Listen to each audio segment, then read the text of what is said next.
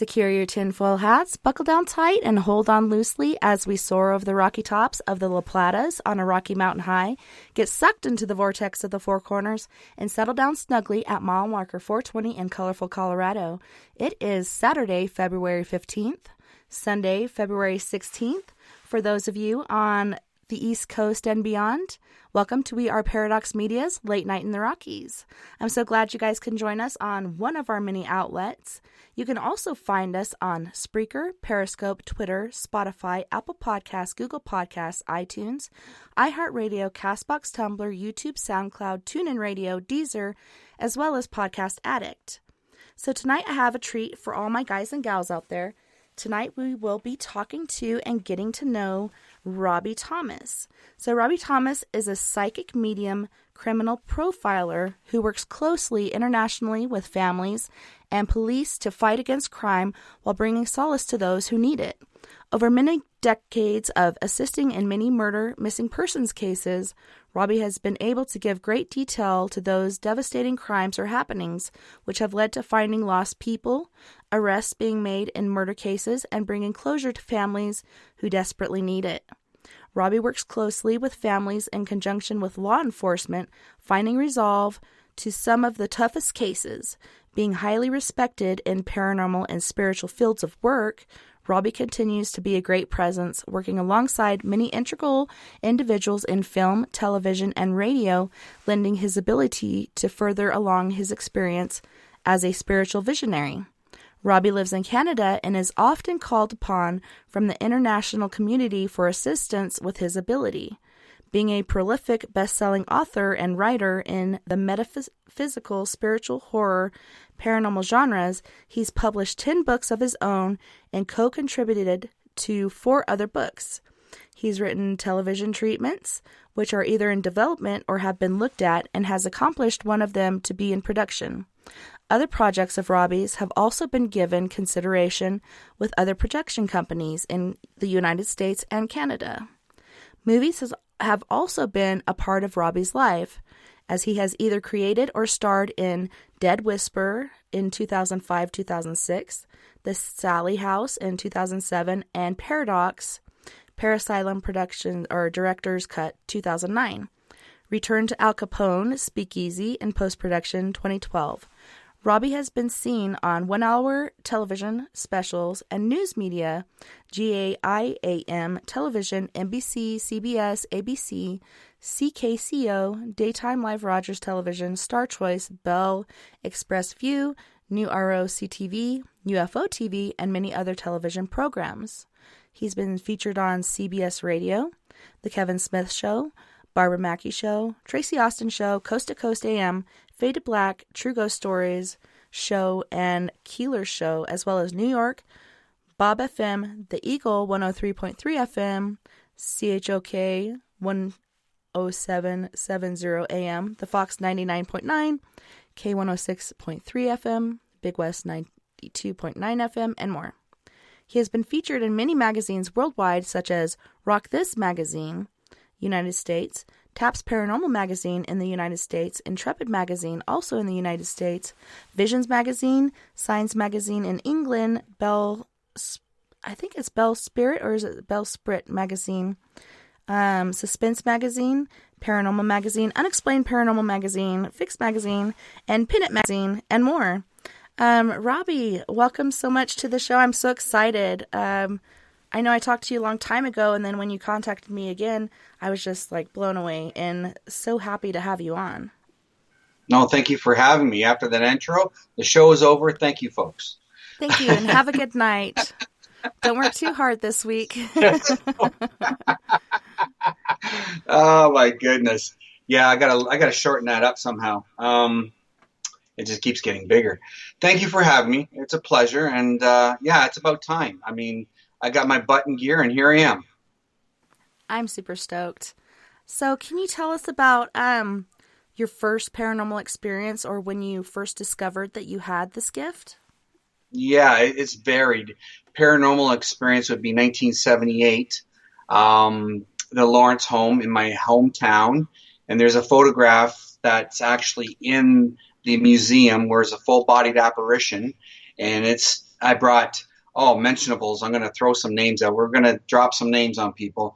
Keith Age from the Sci-Fi Channel, who's a good buddy of mine.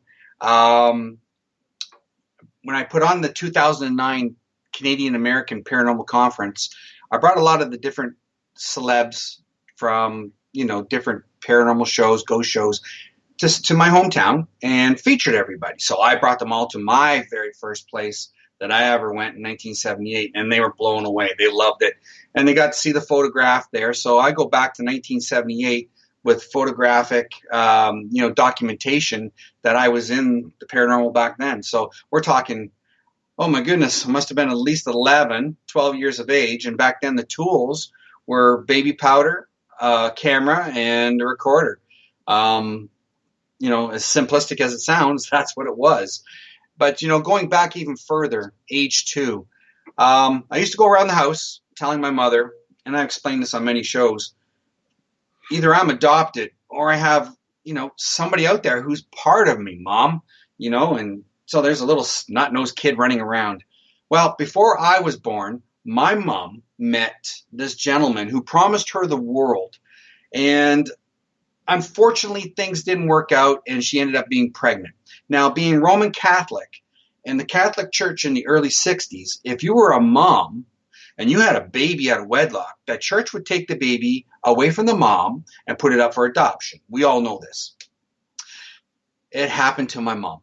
So, years later, she meets my father, marries him, and has me. And then you have this know-it-all kid running around saying, either I'm adopted or what's going on, Mom, you got to tell me the truth type thing. And she would say, he's doing it again. And my father would say, get in here, leave your mother alone. So fast forward to 1994.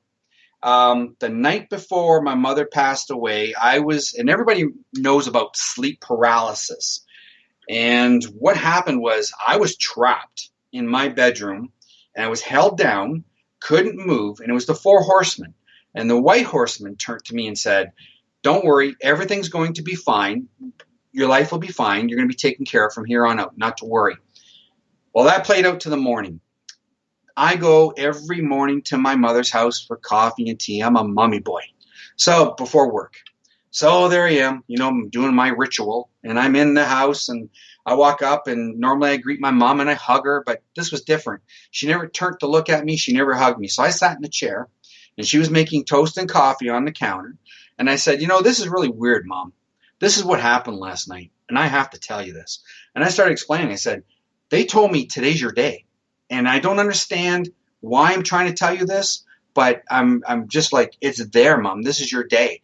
She turned around and said, you go home, and I'll call you, and I'll watch your daughter later this afternoon. So here I am now. Again, I just had this conundrum of what went on last night, and now I'm having a conundrum with my mother.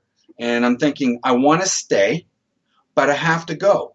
And I leave. It was almost like somebody was escorting me out of the house. So now I'm at home. And I'm waiting for my best friend to come over pick me up for work. I'm sitting with my wife. And the phone rings, of course, about an hour later. And it's my father, and he's screaming at the top of his lungs, it's your mother, it's your mother. We race over to the house, and there comes the EMTs out of the house, one on top of the gurney doing CPR to my mother, and the other one pulling. And I remember her little purple sock and then her little hand hanging over the side. I remember everything to detail. Now, after the funeral, after all the long story and what all went on, her side of the family pulled me aside. We went to the park, and it was her brother and sister. So my Aunt Maxine and my Uncle Doug decided to say, you were right all these years. And I said, what do you mean? And they said, well, you were right. There is another part of you out there, and her name is Mary, and she's looking for you. So they located Mary. Mary is the spit and image of my mother. And when I met her, Fox did a reunification special, which is really cool because I have the tape. And it's really cool to say, here I am at 2 years of age saying, I know you're out there, Mary, but I couldn't place you. But I was so confused as a 2-year-old child. So it goes back around age 2 where it all came in and it was all clarified in 1994. Yeah, it's amazing because a lot of people will be like, well, how do you have a memory that young? My first was at the age of 3. And then when my sister tells me certain things younger than that, I have little flickers of it, but I don't have memories. But a lot of people don't have their first memories until about 6 or 8 or whatnot. So it's pretty interesting that we have those early experiences and actually remember it, and like you said, in detail. Right, right. Vivid detail. I remember past life. And I know this hurt my father, and I cried up until age 30. Now, I would say I remember my past life as a child being 6 years of age. As a reincarnate, there's a pinnacle point in everybody's life where they get to that point where they've been killed, and that's the very stronghold. It's so many years before and so many years after. And that's how I explain it, because it's so vivid. And I remember as a child turning and waving to my father going to school and being hit by a car. And then I remember hovering over top of him and him being in his apartment all by himself, sitting at the table crying over me. And I remember telling these great details and exactly where we lived to my mother. So that would be like in the mid 60s. I was born in 66. So then when I transformed and came back, it was in 66. And then I would vividly tell this story all the time. And I knew my father, who is my father now, it hurt him because I would describe my other father and I would literally cry to age 30. I got over it. And now it's like, it's a part of me, because every reincarnate can tell you this. It's a part of you.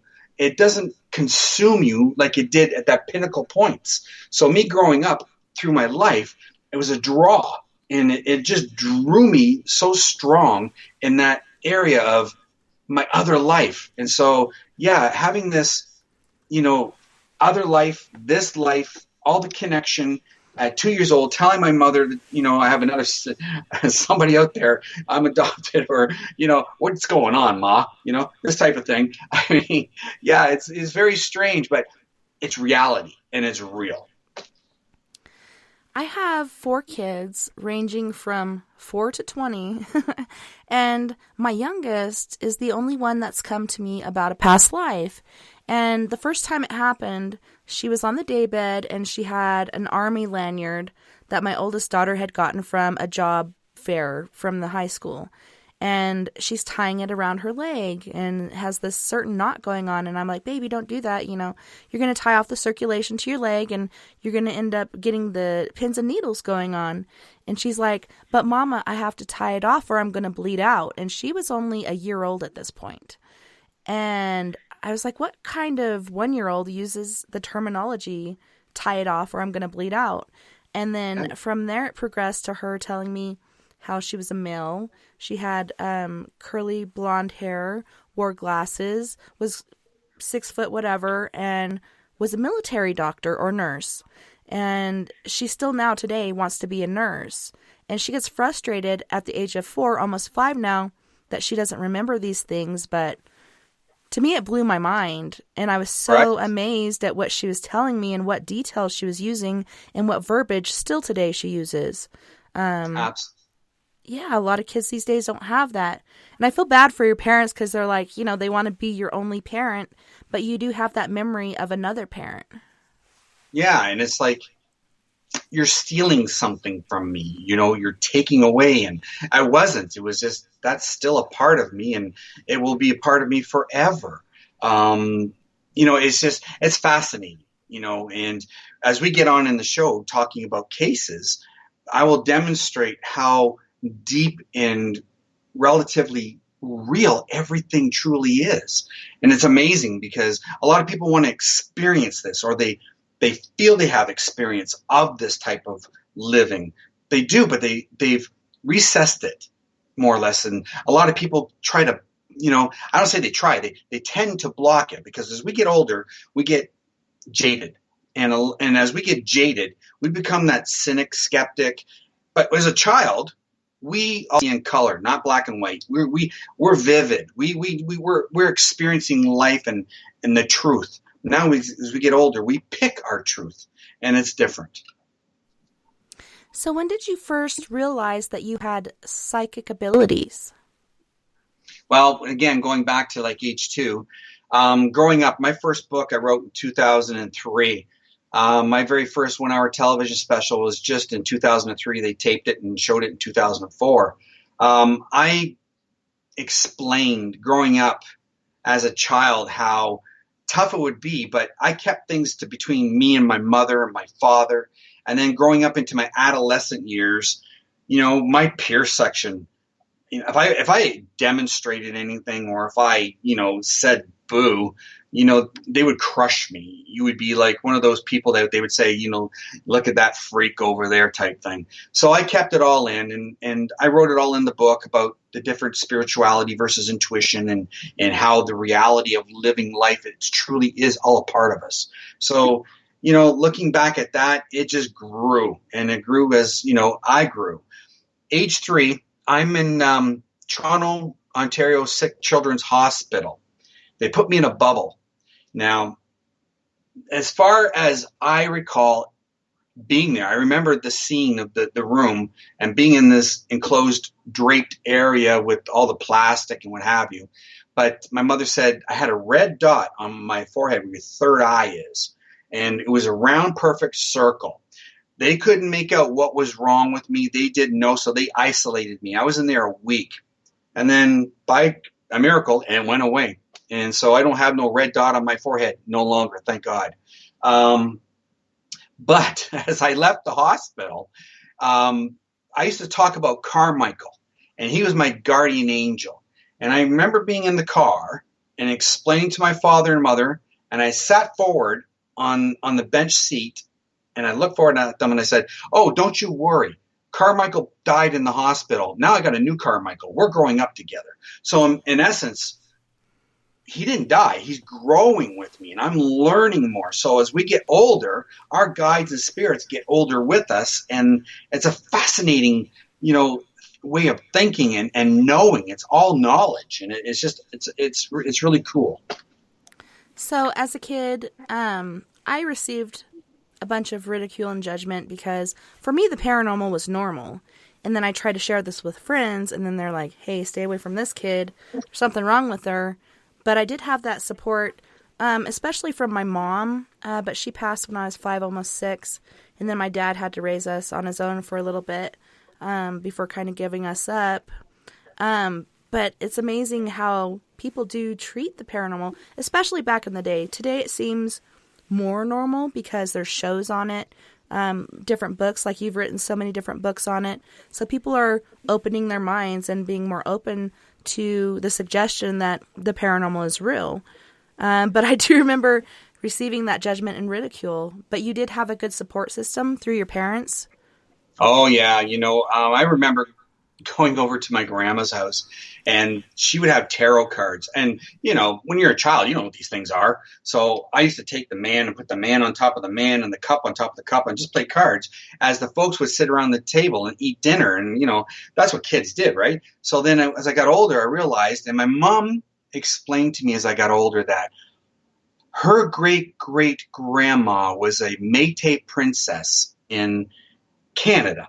And my mom's side was from France. So going back, and my great grandmother's buried actually in the city cemetery where I am. Her name was Artemise.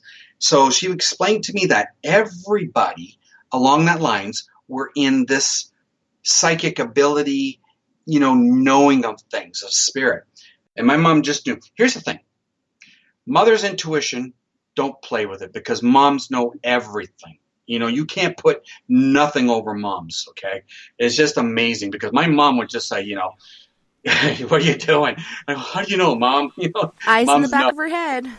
Absolutely. Well, that's awesome that you had that structure. Do you think you've come as far as you have because you did have that support system? That's a great question. Yeah, absolutely. My mother was, we brought this question up. We're going to get into this because we just had an interview with my wife with the production company yesterday. And it was amazing because they wanted to know in detail, because they want to bring my wife on the show now, right? So it's going to be my wife on the show. She didn't want to, but she agreed to it. And people are going, what show? What show? We'll explain that in a moment. But I had to explain about how the structure of family and knowing all where people helped along the ways. And here I am with, family, my mom pushing me. And she was like, she had every faith in the house. So I said to the vice president, I said, there was the Buddha, and then she had Artemis, Nefertiti. Nefertiti. So I got Nefertiti, her necklace. I have it away. My mom passed, so I got her stuff. She had Buddha. She had Jesus. And my mom said to me, Rob, every faith is faith on earth. It's what man has, but the real true meaning of living and of God is of God. And, it took me a while to understand everything growing up, but I did. And it's like one path leads to God. And, I'm a firm believer of Jesus Christ. That's my Lord and Savior, and that's who I am. And I'll demonstrate and I'll talk in cases here, and I'm not downing any other faith because there's no need to, because God never said, there isn't anything else to believe in to me. It's all about God. Yeah, I think it's all man's issues, as far as this church has the only true word of God. And so they're having this little fight in between each other. But I was thinking about it earlier watching Ancient Aliens, and they're talking about the Temple Mount, and every religion that you can think of that is in the forefront came from there. And so as a child, after my mom passed away, I was 5, almost 6, and I really did reach out to different churches. And even in the military, when I was in the Marine Corps, every church out there was at the tips of my fingers. So I went and visited every church I could, and I believe, even though I was baptized Mormon or LDS, that every church has a little bit of the truth. And if we were to work together instead of fighting each other, we might get somewhere. Absolutely. Absolutely. We have to fix ourselves first before anything, right? And hoorah for the Marines. My uncle, when I was a child, okay, I'm going to start here first. When I was a child, Father Pedelt had an overbearing, loving, great feeling that came from him. I remember sitting in Mass, and he used to say Mass in Latin, and he used to say it turned away from you. And I was like, I want to be him. I want to be that guy up there, right? And I wanted to be a priest so bad. And then when I got up to being age 16, okay, I found girls. Okay, now I'm not going to be a priest no more. Right? I want to be a cop. So I went through to be a police officer twice. And what spurred me to be a police officer was my Uncle Larry, and I'm half American. So my Uncle Larry is Marine Corps Sergeant, military police, right? So yeah, absolutely. And he's passed on. God bless him. And then my father served in the American Army, and my Uncle Joe he was a captain in the Air Force out of Hawaii. So my family being Canadian all served in the American armies, but they were American and Canadian. So that spurred me to be, I want to be a cop. I want to be the best you can be, whatever, right? And went along that lines. So here we are, as we're going to start now into my career of being police officer, fired at the first day I get hired. I beat out. Oh, no. Oh yeah. We got to hear this. Yeah. So I'm 17, right? And, I work out every day almost in the gym. So I'm not boasting, I'm 54 and I've done it all my life. So, I mean, here you are, a 17-year-old kid who looks like he's 20. He has a mustache.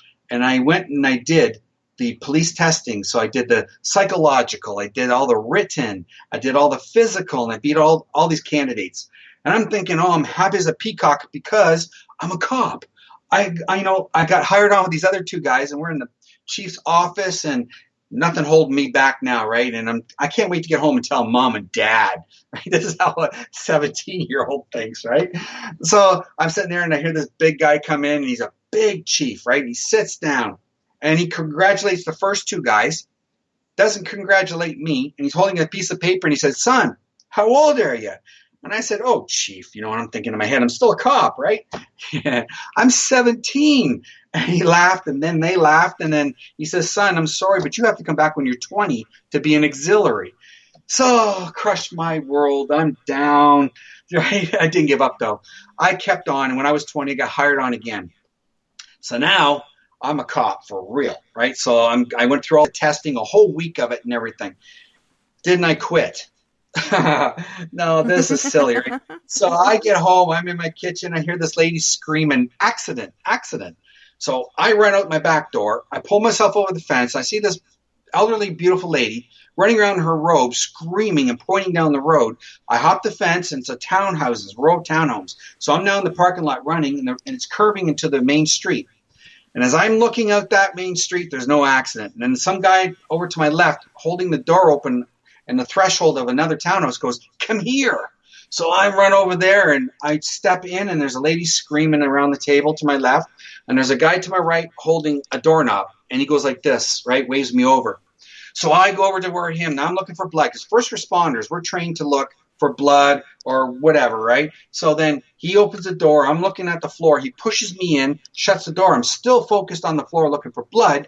And then I look up, and there's a guy in the bathroom, and he's like staring at me, and he's not home. The lights are on, but nobody's home. So, you know what you do? You go over and you check for vitals. I'm checking for vitals, and then I go to pull him down to go to do CPR, and I hear, "Let me go." Now, all my life, I could hear and see, but at that very moment, that went out the window, and the only thing that stuck to me was resuscitate this man. So then I went back again to do CPR, and I hear, "Let me go." And I stopped, and I looked in those eyes, and I swear to God, I was looking into emptiness. His lips were blue. I walk out the door backwards, and I look. Now, there was only two people in that kitchen. Now there's every neighbor in the neighborhood standing there, and you can hear a pin drop, and I shook my head, and everybody screams. Turns out it's my sister's best friend's father, and the coroner told me after I had to attend the coroner inquest, he had a tear in his heart, and there was no way I could resuscitate him. All right, so now I'm at the funeral, and I went through this whole funeral thing with the family and my sister, and I went back to my home. It was about maybe a week later, and I call up the precinct, and I said, "You know what? I'm sorry. I don't want to be a cop no more." And they said, "You can't quit. We spent all this money, all this time, everything on you. You're going to do it. You're going to do us a favor." And this is how it went down. You're going to be in a movie, and it's a working tool. It's on EMTs, firefighters, and police officers who quit under duress. And I don't want to do that. You're going to have to do that, right? It's a trade-off. All right. So they sent a captain and a sergeant from the Chatham police force and a film crew set up in my house, and they're filming me. And I'm answering their questions, and then they get to the big questions. Why'd you quit? And I explained, just as I explained now, and their faces were like blank. I think they're going like, "Who's this guy?" And I said, "Well, he was telling me this stuff. That's why I didn't, that's why I want to quit." So yeah, that was when I was 20. I'm 54 now. So that's the very first movie I'm ever in. That's amazing. And you weren't even on duty when this happened to you. This is on your off time, peering over your own fence and getting pulled into something, which it's amazing how often that happens. And how we do get these different forms of PTSD, even paranormal PTSD, I believe in, because ever since I was a kid, I won't go to bed until 3 or 4 in the morning, or sometimes I'll never go to sleep. And it's amazing how different things affect us. But you got onto this show due to your own personal effects, but you ended up quitting the police force because that was kind of just too much for you, right? And, well, here's the thing I was explaining to him on film. I know where I'm going with this, and I'm going to be working with the police, but not in this capacity. And then the questions come like, "How do you know this? What are you talking about?" And that's how it all, rendered in this movie. And then, they're looking for an EMT or a firefighter or a police officer with tears. And you got a guy explaining to them, "No, it's okay. He's talking to me. Everything's fine." But it didn't go down like that. But yeah, so then my first murder case was in 1990. So that's 30 years ago. It was just after that movie, actually, like very shortly after that.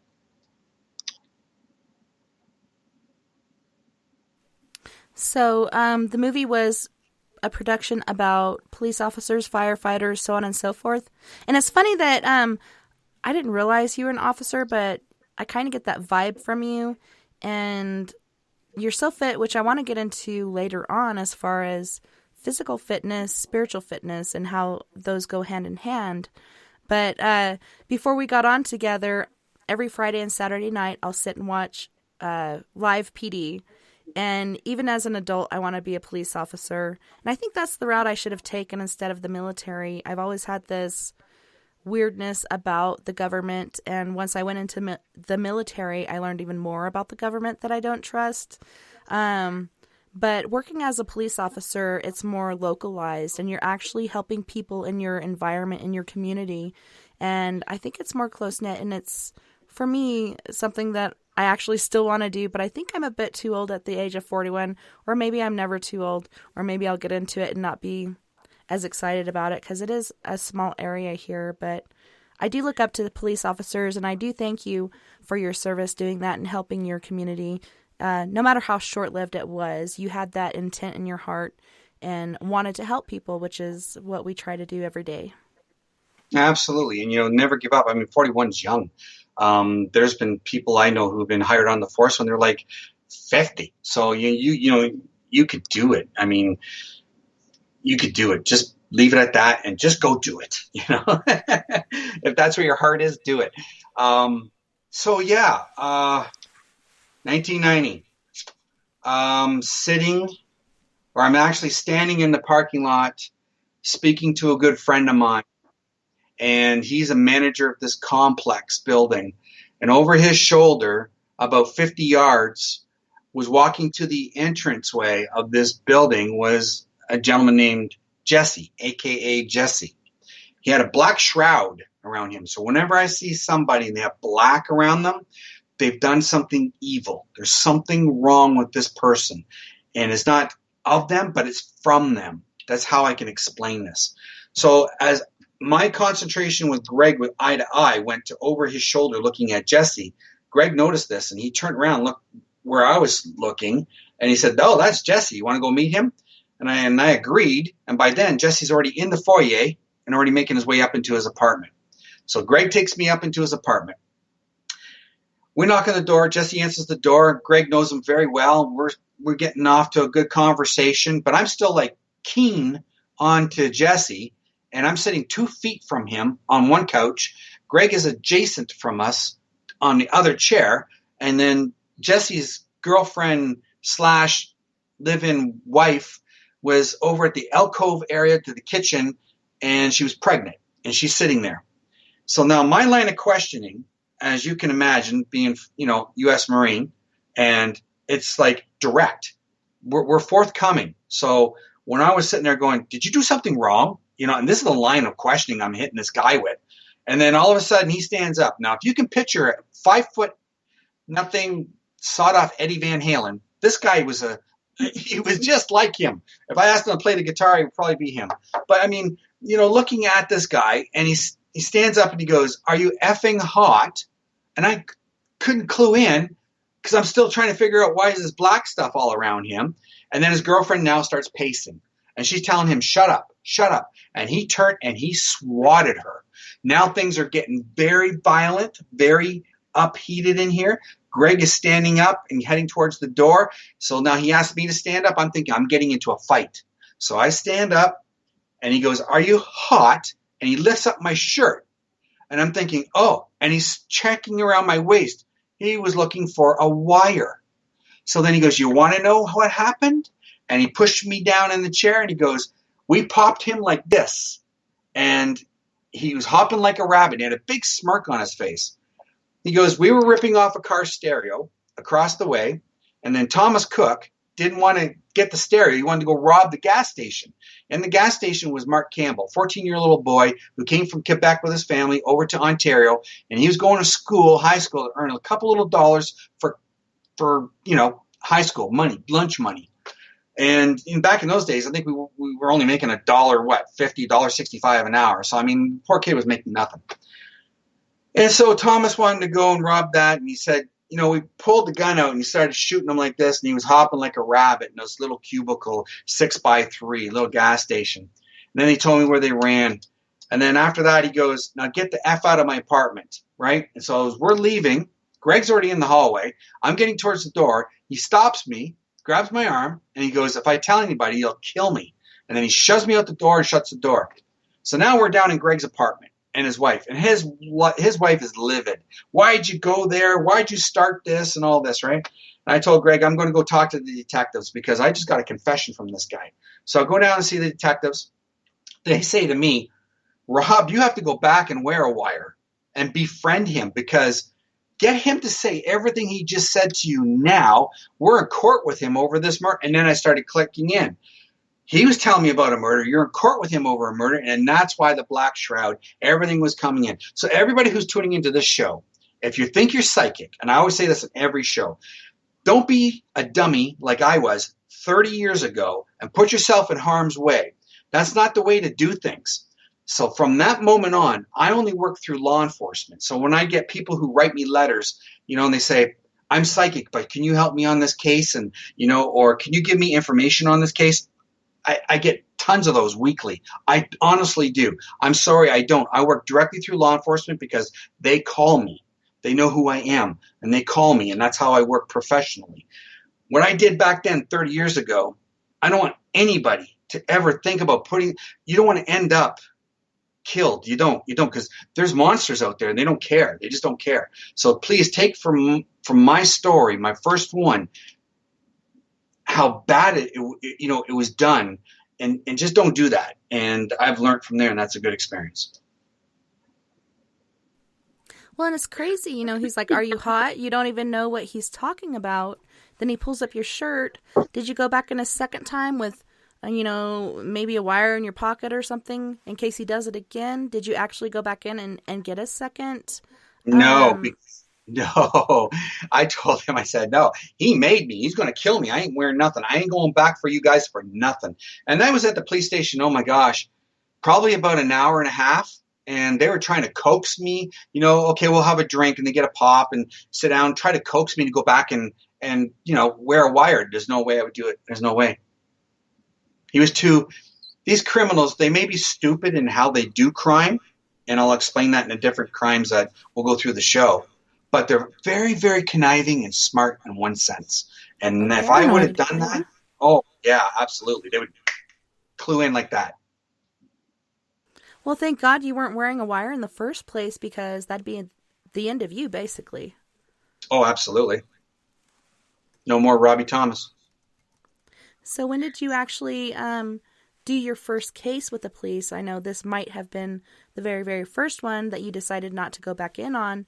But what was the next one where you actually were cued in on what to do? Do you actually take in a wire? Do you take in a cell phone or something in your pocket? How did your next case work out? Yeah. 1994 was when my mother passed, and so it'll be 1995. So about 5 years later. And there was a little girl who went missing, and I got a call. She went missing in Seattle.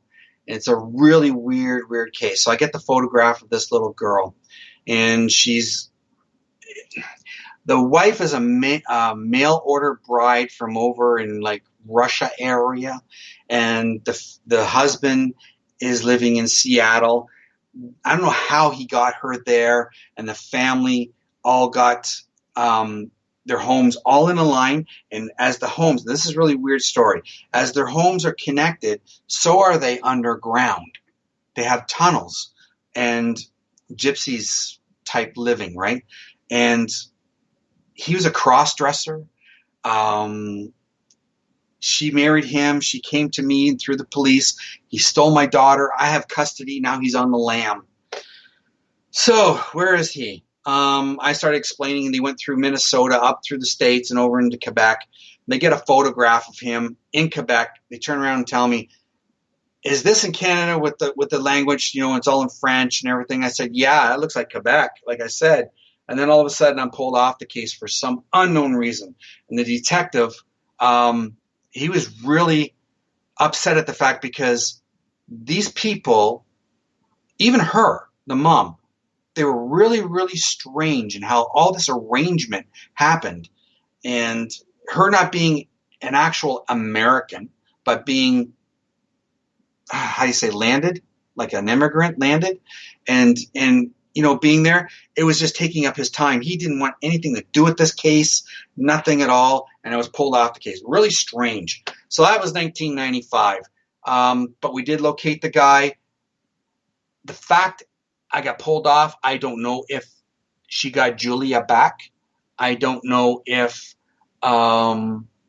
he got arrested and he was underground with families who moved families underground. That's how they were working. It's a network. It's really huge. So that was my really first attentive, doing a case like that. That took about a month.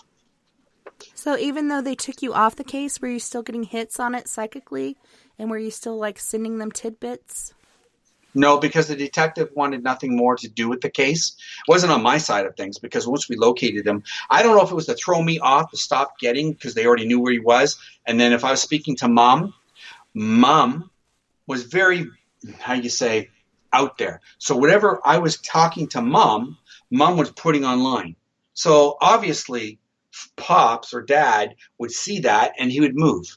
So whatever Mom was saying in her public pages, she had the family watching her. So no wonder they weren't getting anywhere. So I think that was the key point of pulling me off. So I wouldn't speak to her anymore and he wouldn't speak to me, and that was the end of the case. Yeah, and that's what is really hard when it comes to a case, because the community, friends, family are all conjoined, and you're trying to get something solved. So you're sharing whatever information you can, but that can be derivative or whatever to the case, because generally the person that did the deed will be watching. Sometimes they show up at the crime scene while the police are there, or, they'll get in contact with the family for a search party or other things, but they're watching and they're looking for those key points and what's going on in the case. So I could see how that could be not a good thing to do. Yeah, that's true. Now you bring those points up. I'm going to run you up to Kentucky now. I did a case, and on my website you see CBS News and NBC News clips were about the Brewer family. This double homicide was very, very tough. I got the one confession out of the one kid, and I got the confession from the other kid who committed suicide, because I told him that their spirits would be eating at his soul. And Ronnie was like, all he wanted me to do was come up his driveway so he could shoot me. That's all he wanted to do. And he called me Mr. FBI man. I'm working the case with Inspector and Officer Andy DeLay. And as I'm on scene with him, and he goes, okay, we meet the family. We're on scene. I get a read of everything. And I said, the murder weapon's still here on scene. It's like right over here somewhere, and it's very strong. It's like right around here. So we go back to the boardroom. We left that part about the murder weapon being right there. We go back to the boardroom. He says, what can you do? And I said, well, let's talk to the weakest link. There's 3 individuals involved. Let's talk to the weakest link, which would be Bobby. And I said, I'm going to profile Bobby before, during, and after this murder. And this is one of the murder cases that are written in my book, Psychic Profiler, The Real Deal, True Crime Cases, Volume 1. Now, there's 15 cases in this book. My first case is in there all the way to, oh my gosh, just recent, maybe a couple years ago in here. So I picked out sporadic cases, and I put them all in here. That's the bonus book. The one online and the one in stores will have about a dozen cases, but I kept the bonus book for when I go to tours. People can see my first case that's in there. So now, talking back to this case, it's in the book. I profiled him before, during, and after. And then we sat back, and Bobby says he agrees to meet us at the end of his driveway. So we get in the SUV, me and Andy, and he goes, you're going to be the good cop, I'm going to be the bad cop. I said, okay. He goes, you don't ask no questions, don't worry. I said, it's great. I just want to hold the recorder. I'm good with that. So we get up there. I got the recorder under the guy's chin, and Andy's peppering him with questions for 20 minutes, really hard. And the guy kept turning to me, and he's calling me Mr. FBI guy. So I already know that he's already spoken to Ronnie before we got there, because that was Ronnie's lingo. They call me Mr. FBI guy. So, all right. So I'm ignoring him. I'm just, biting the bit. And I'm holding the recorder, and he goes, oh, I'm done with it. He goes, Rob, ask him questions. Go ahead. And I wasn't supposed to ask questions. That was the thing. I wasn't supposed to ask any question. And then I'm on the spot. So, all right. I go, all right, fine. All right. And really quick, Rob, think of something. All right. All right. Bobby, I know you were there. I know you didn't do the act. I know, but you were there. You were part of this act of 3. And he's shaking his head. Yes. As I'm watching him, he's watching me. He's like 1 foot away from me. And I'm going through a bunch of different scenarios with him. And then Andy goes, oh, stop this crap. He goes, just a minute.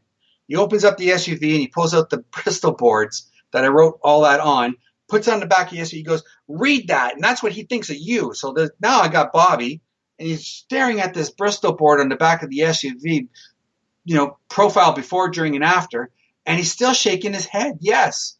And the kid's getting like spooked. And then he goes, okay. I don't want to go to jail for the rest of my life. I'll explain everything. So right there, got him, right? He got so spooked, he right on tape, got him. So after we're done, thank you, Bobby. Let him go. We're high-fiving each other in the van. We're going back to the family. We let them listen to the tape. Everything's great. Now we get to the point where we go to the sheriff's office with the corruption. And, like everything, and I'm going to explain this very thorough to people out there. Yeah, you get bad people in any profession. It's just not that there's bad police. There's bad teachers. There's bad priests. There's bad politicians, as we know. There's bad everybody. Happens to be a corrupt sheriff. So we get in there. Sheriff had no police background, and nobody was running at the time, and he put his name on the ballot. He won. So now he's sheriff. This murder happened in his time frame. He had no experience. We hand this tape over to him. He gives it to his in charge detective. The detective calls up Bobby, brings him to the police station. Me and Andy are sitting back waiting for about an hour and a half. He interrogates him. He comes out and he goes, boys, there's nothing on the tape. And we looked at each other and go, dude, don't play that game with us. We know you just erased that tape in there with Bobby. I just know it. So we leave. Plan B. What do? We got the confession. We've heard it. We hit Ronnie up. We go and talk to witnesses. We get witness people, get their information, and then Ronnie also confessed to another witness. All right, so we have all that. We're tying in the case, doing our final report. I'm coming back home to Canada now. I get a phone call. Ronnie killed himself. He gave a deathbed confession to a medical practitioner, and he killed himself. He couldn't take it anymore because, as I said before, I told him that they would eat at his soul and they would be on his mind. And that's the exact words he told the medical professional before he killed himself. So now we got one guy who confesses and kills himself. We got a guy who's, got a confession on the dirty corruption cop and what have you. Now, CBS gets the story, NBC gets the story. I write the story in the book, and there's much more on this in the book. And I'm going to stop it there so people can read it and get the book and read the rest of it for themselves.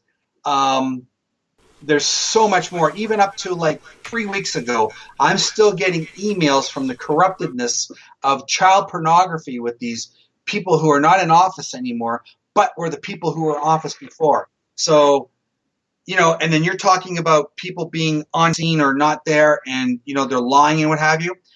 I got one guy, and they follow me. They're on my social media. You're on my Facebook. I know you are, right? Well, they're on my Facebook too. I don't tell people all that, but they're on there. And this one guy, he keeps messaging me and goes, you're an idiot. You're this and you're that. But, he doesn't realize when he said he wasn't at the scene, and we called up the news networks to look at all their film footage, and lo and behold, he's on scene, and you can hear him talking. Where are they? Where are they? Right? Well, that's a federal offense when you lie to a police officer saying, so we got him. Now he's shaking in his boots. Thank God there's a good cop on the inside, because the bad cops don't know this right now. And if they're listening, it's too bad, because we got the material now. We got all the interrogation videos. The good cops sent all the interrogation videos, and you see the bad cop going, "You scratch my back, I'll scratch your back, and I'll get you." And you hear all this on video. So we're going, and now this all ties into my show, which we'll talk about a little bit. It's so confusing. But yeah, it can be difficult. And there's a lot of people when you talk to them who are like, well, this isn't TV. And I'm like, I know it's not TV, but, I took law classes in high school and afterwards, and I understand the law. Like, I'm really interested in it. I love ID investigation, all these other things going on, different cases about murder and missing people and such. And you learn the lingo of the police, but they like to refer back to, well, this isn't television. Right. I know that, and I know the law, and for you to say that what I'm saying isn't advisable or whatnot is just ridiculous. But they kind of like offcast things because you can't really use it in the court of law, some of these things, hearsay, so on and so forth. So that's when it's important to get this. But you have this officer kind of baiting him and using different techniques that they really shouldn't. Right. But it works. Sometimes you have to play evil, and sometimes you have to be them. And, there's many scenarios I'm going to go through tonight where I had to befriend a murderer for 2.5 years and go through the whole scenario being his friend. And my partner is Chief of Police Martha Decker. And I'm going back and forth with her behind the scenes and with Detective Rivera in LAPD. And I got the guy to not reenact, he actually filmed himself doing it, but he put himself in the plausible where he would say there should be blood here, there should be blood there, the body was stored there, and then his new wife goes, "Oh, don't you remember the door opens this way, not that way, hon?" So I got them to do that, and I was like, oh my gosh, they did it for me. And I got them. I mean, only the murderer would know that. And then walking down the hallway, oh, her shirt was here. How in the hell would you know her shirt was there? Just because you reenacted it and you did it and you spoke of it, put you there at that time. And so only LAPD had that video, and I have that video. And that's another thing, it's amazing. And that's the way that they incriminate themselves. A lot of times when somebody has been involved in a crime, they will do the different movements of the stabbing or the moving or, hand gestures that most people won't if they're not a part of that crime. So that's incriminating as well as when you're telling a story looking one way or the other. If you look one way, you're making it up. If you're looking the other way, you're registering memories in your mind. So it's amazing. And luckily, or hopefully, you did the whole Miranda rights and such before this whole video was shot because it can be thrown out. Well, actually, no, because I'm not an officer. So that's where it can't be thrown out. So if I have somebody who's confessing on tape and I hand it over, that's a true confession. Yes, and a lot of these things hopefully can't be thrown out, but it's amazing what the plaintiffs and defendants will try to do just for this certain case. But on that note, I hate to interrupt because I'm so into what you're saying, but we do have to go to our first musical break. So on this break, we have Gravity from Krakow, Poland with My Last Goodbye and Throw You Away, as well as Fred Johnson III from Canyon City, California with After Dark. You guys don't go anywhere. We'll be right back with Mr. Robbie Thomas right after this musical break.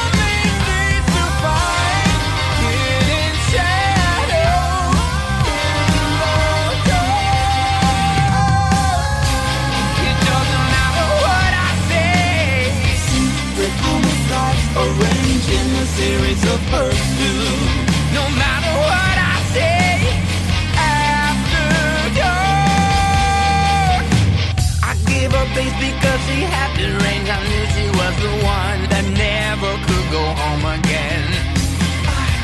Plastic lights like limo seats. I don't know why I can't control this urge to hurt again. Yeah, living at the dark, I search lonely things to find hidden shadows in the dark.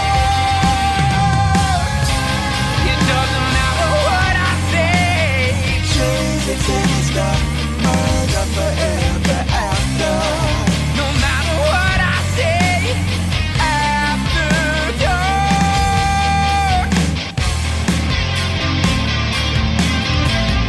Feeling ran to fragmented feel. Behind the place with days of December. Concerning works or meshed in the madness.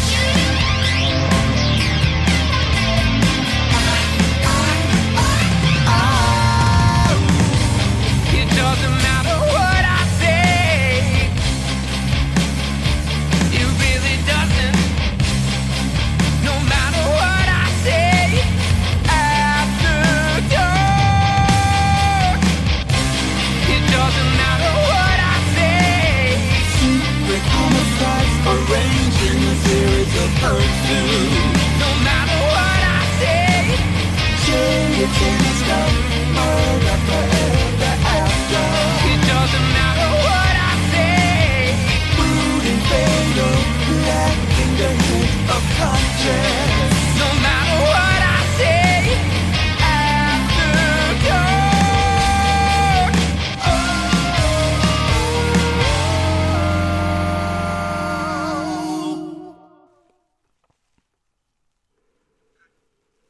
Welcome back, everyone, and thanks so much for joining us tonight on We Are Paradox Media's Late Night in the Rockies. Tonight we're on with psychic criminal profiler Robbie Thomas. Hey, Robbie, thanks so much for coming in and hanging out with us. Played out. We went to CBS and NBC News, and we've had people investigate it and found all the truths about our reporting and all the evidence that, Andy DeLay, the inspector, police officer, who put it all together for this.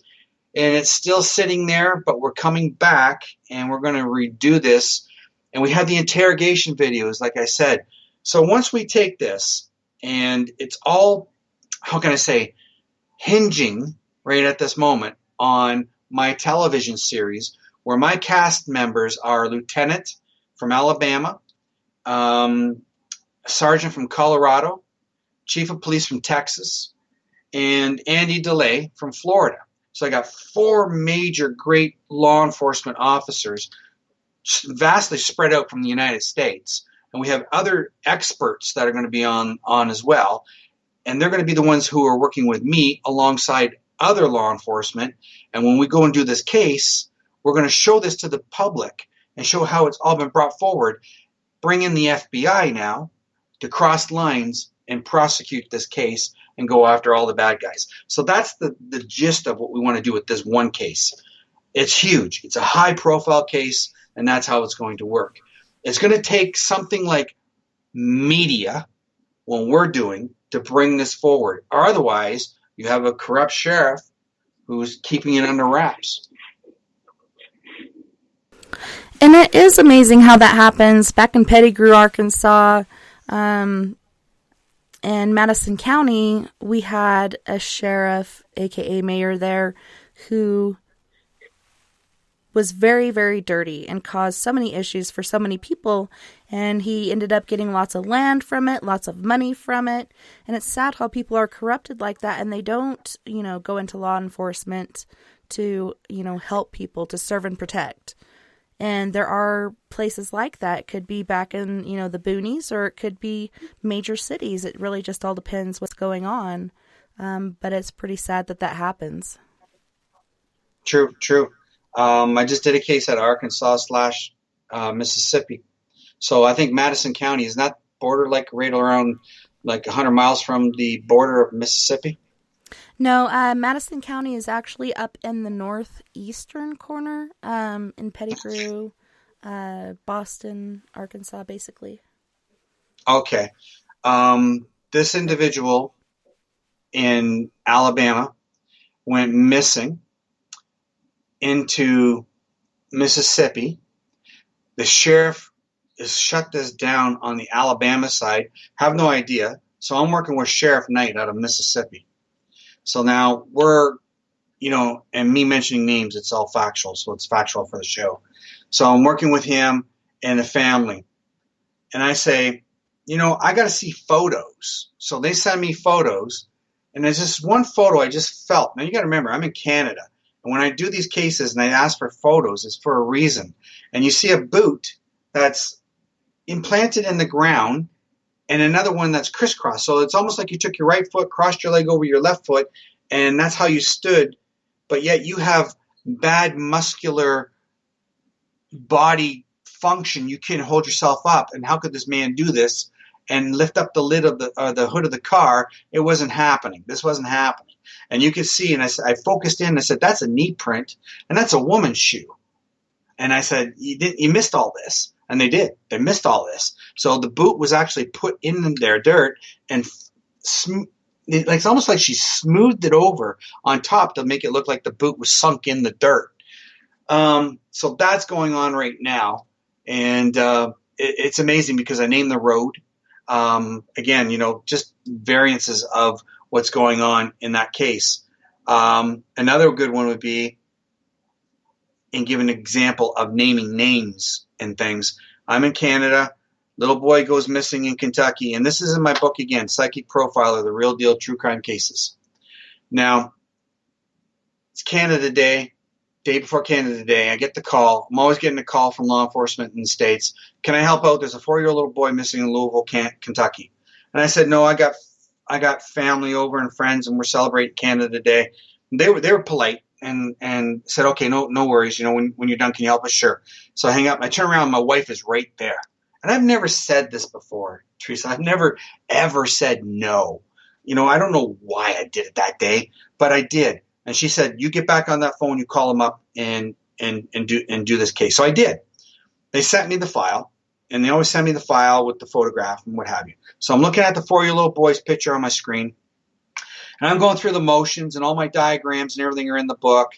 And I start drawing stadium lights off for them. And I put John.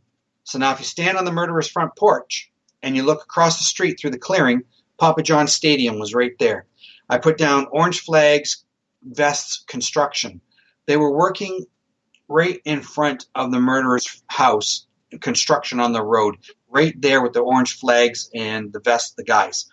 Then I said, repeat offender of 2 young boys. Now, this guy who murdered this little 4-year-old boy was a repeat sexual offender of 2 young boys. So now we have all this information put on paper, and then there's a break in what I'm talking about this little boy.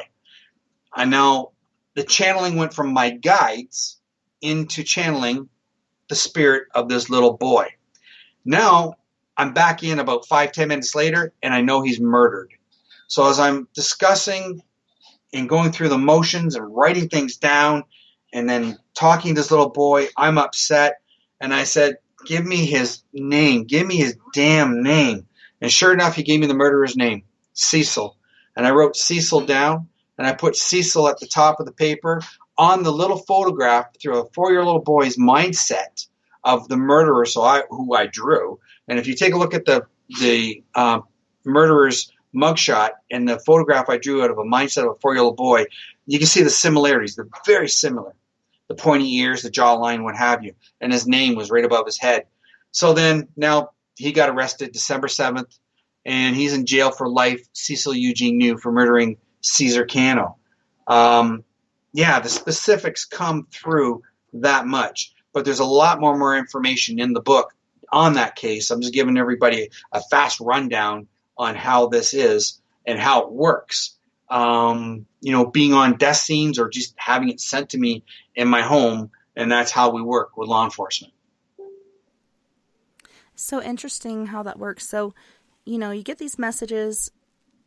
Do you get them also when you're in contact with an item that was You have there? no voice.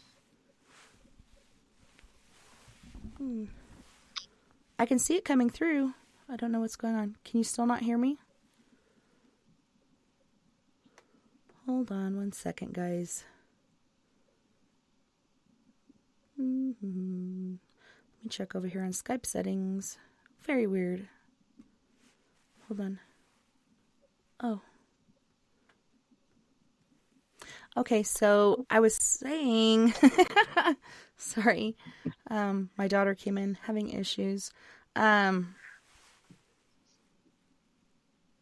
yeah, you not only pick up things from, just out of nowhere while you're at home, like you said, but while you're on the case, have you noticed if you're in contact with an item, you'll get even more? Yeah, absolutely. We were down. I get a call. It's a CIA agent's daughter's gone missing out of Maryland. So I agreed to do all my drawings beforehand in Canada and fax them down to the DSA in Maryland. So I'm doing all my drawings of the road, the garbage that's on the road, the beds, the TVs, everything I see in this little winding road. And I'm talking, the road's very short. It's by an Air Force base. Everything on this, all my notes, there's quite a bit. And I faxed it down there. Then I get a phone call. Get in the plane and come down, and we'll pick you up in Ronald Reagan Airport. Okay. My wife comes with me on death scenes. So I bring my wife everywhere I go. So we're down there. We get into Ronald Reagan Airport. They pick us up. They bring us down to the DSA's office. The FBI find the car washed in Virginia. Washed means it was bleached, folks, for DNA. They bleached it.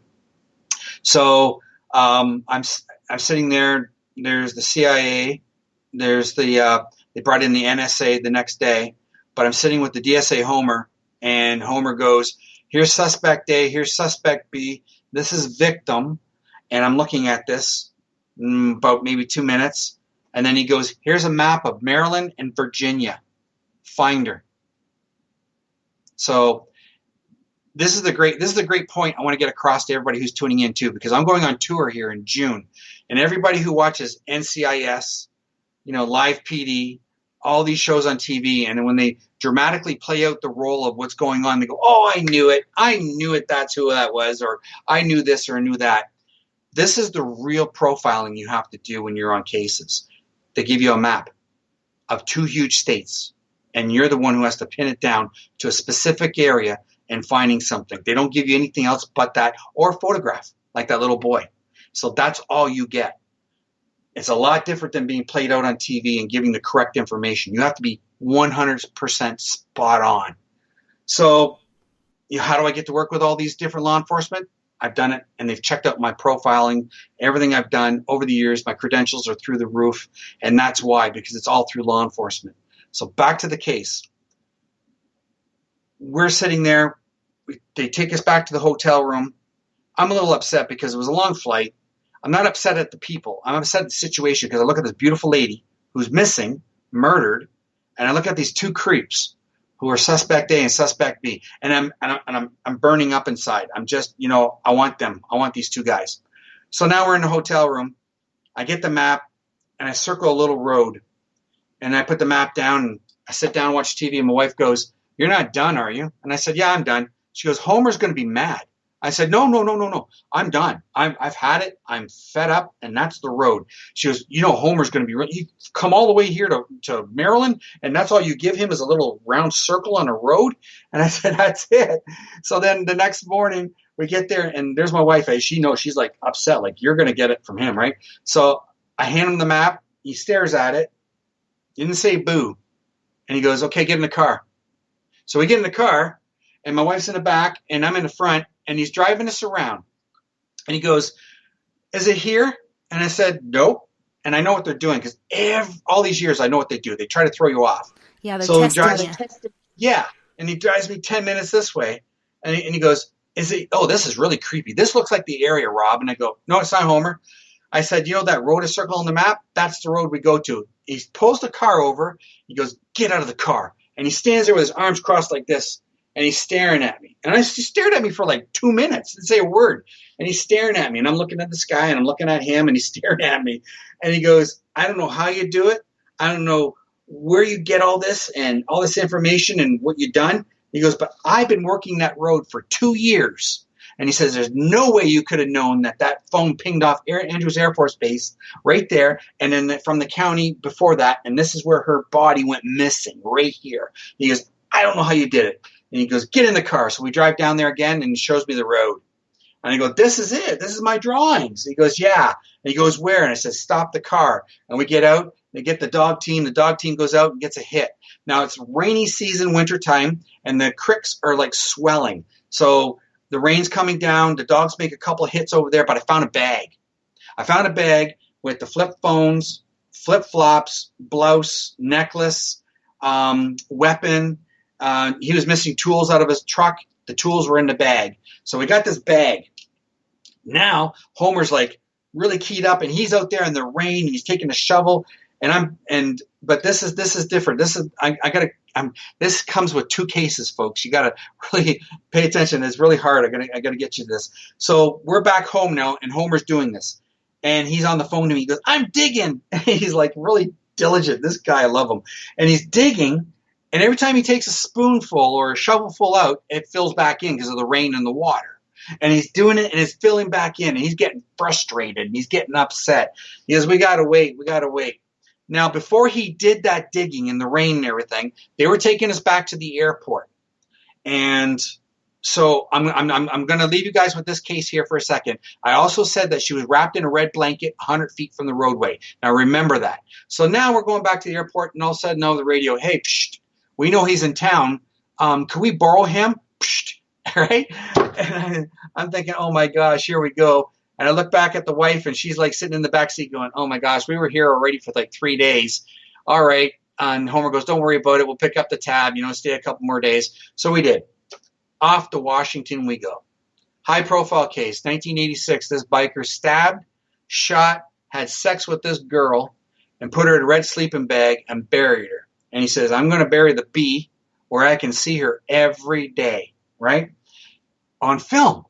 So now he's got this on film when he's talking about, and all his gang biker guys turn state's evidence against him. Now he's in jail. They do a sweep in the jail, and you see check marks, but all the names of the guys that he wants to bump off when he's done, he's getting out, right? So happened in 1986. The detective on now, the one who's been there the longest is John. He's been there in 1991 digging all this land up. This guy owned land. He had a trailer to the right, and his sister's trailer was to the left. And I'm telling you, it was a football field between the sister and his trailer, and it was all farmland, right? So now there's $1 million homes everywhere. So you can picture like E.T. This is how it felt to me. We pull up in the squad car, and I'm going to Leisure, go, oh my gosh, look, it looks like a movie set.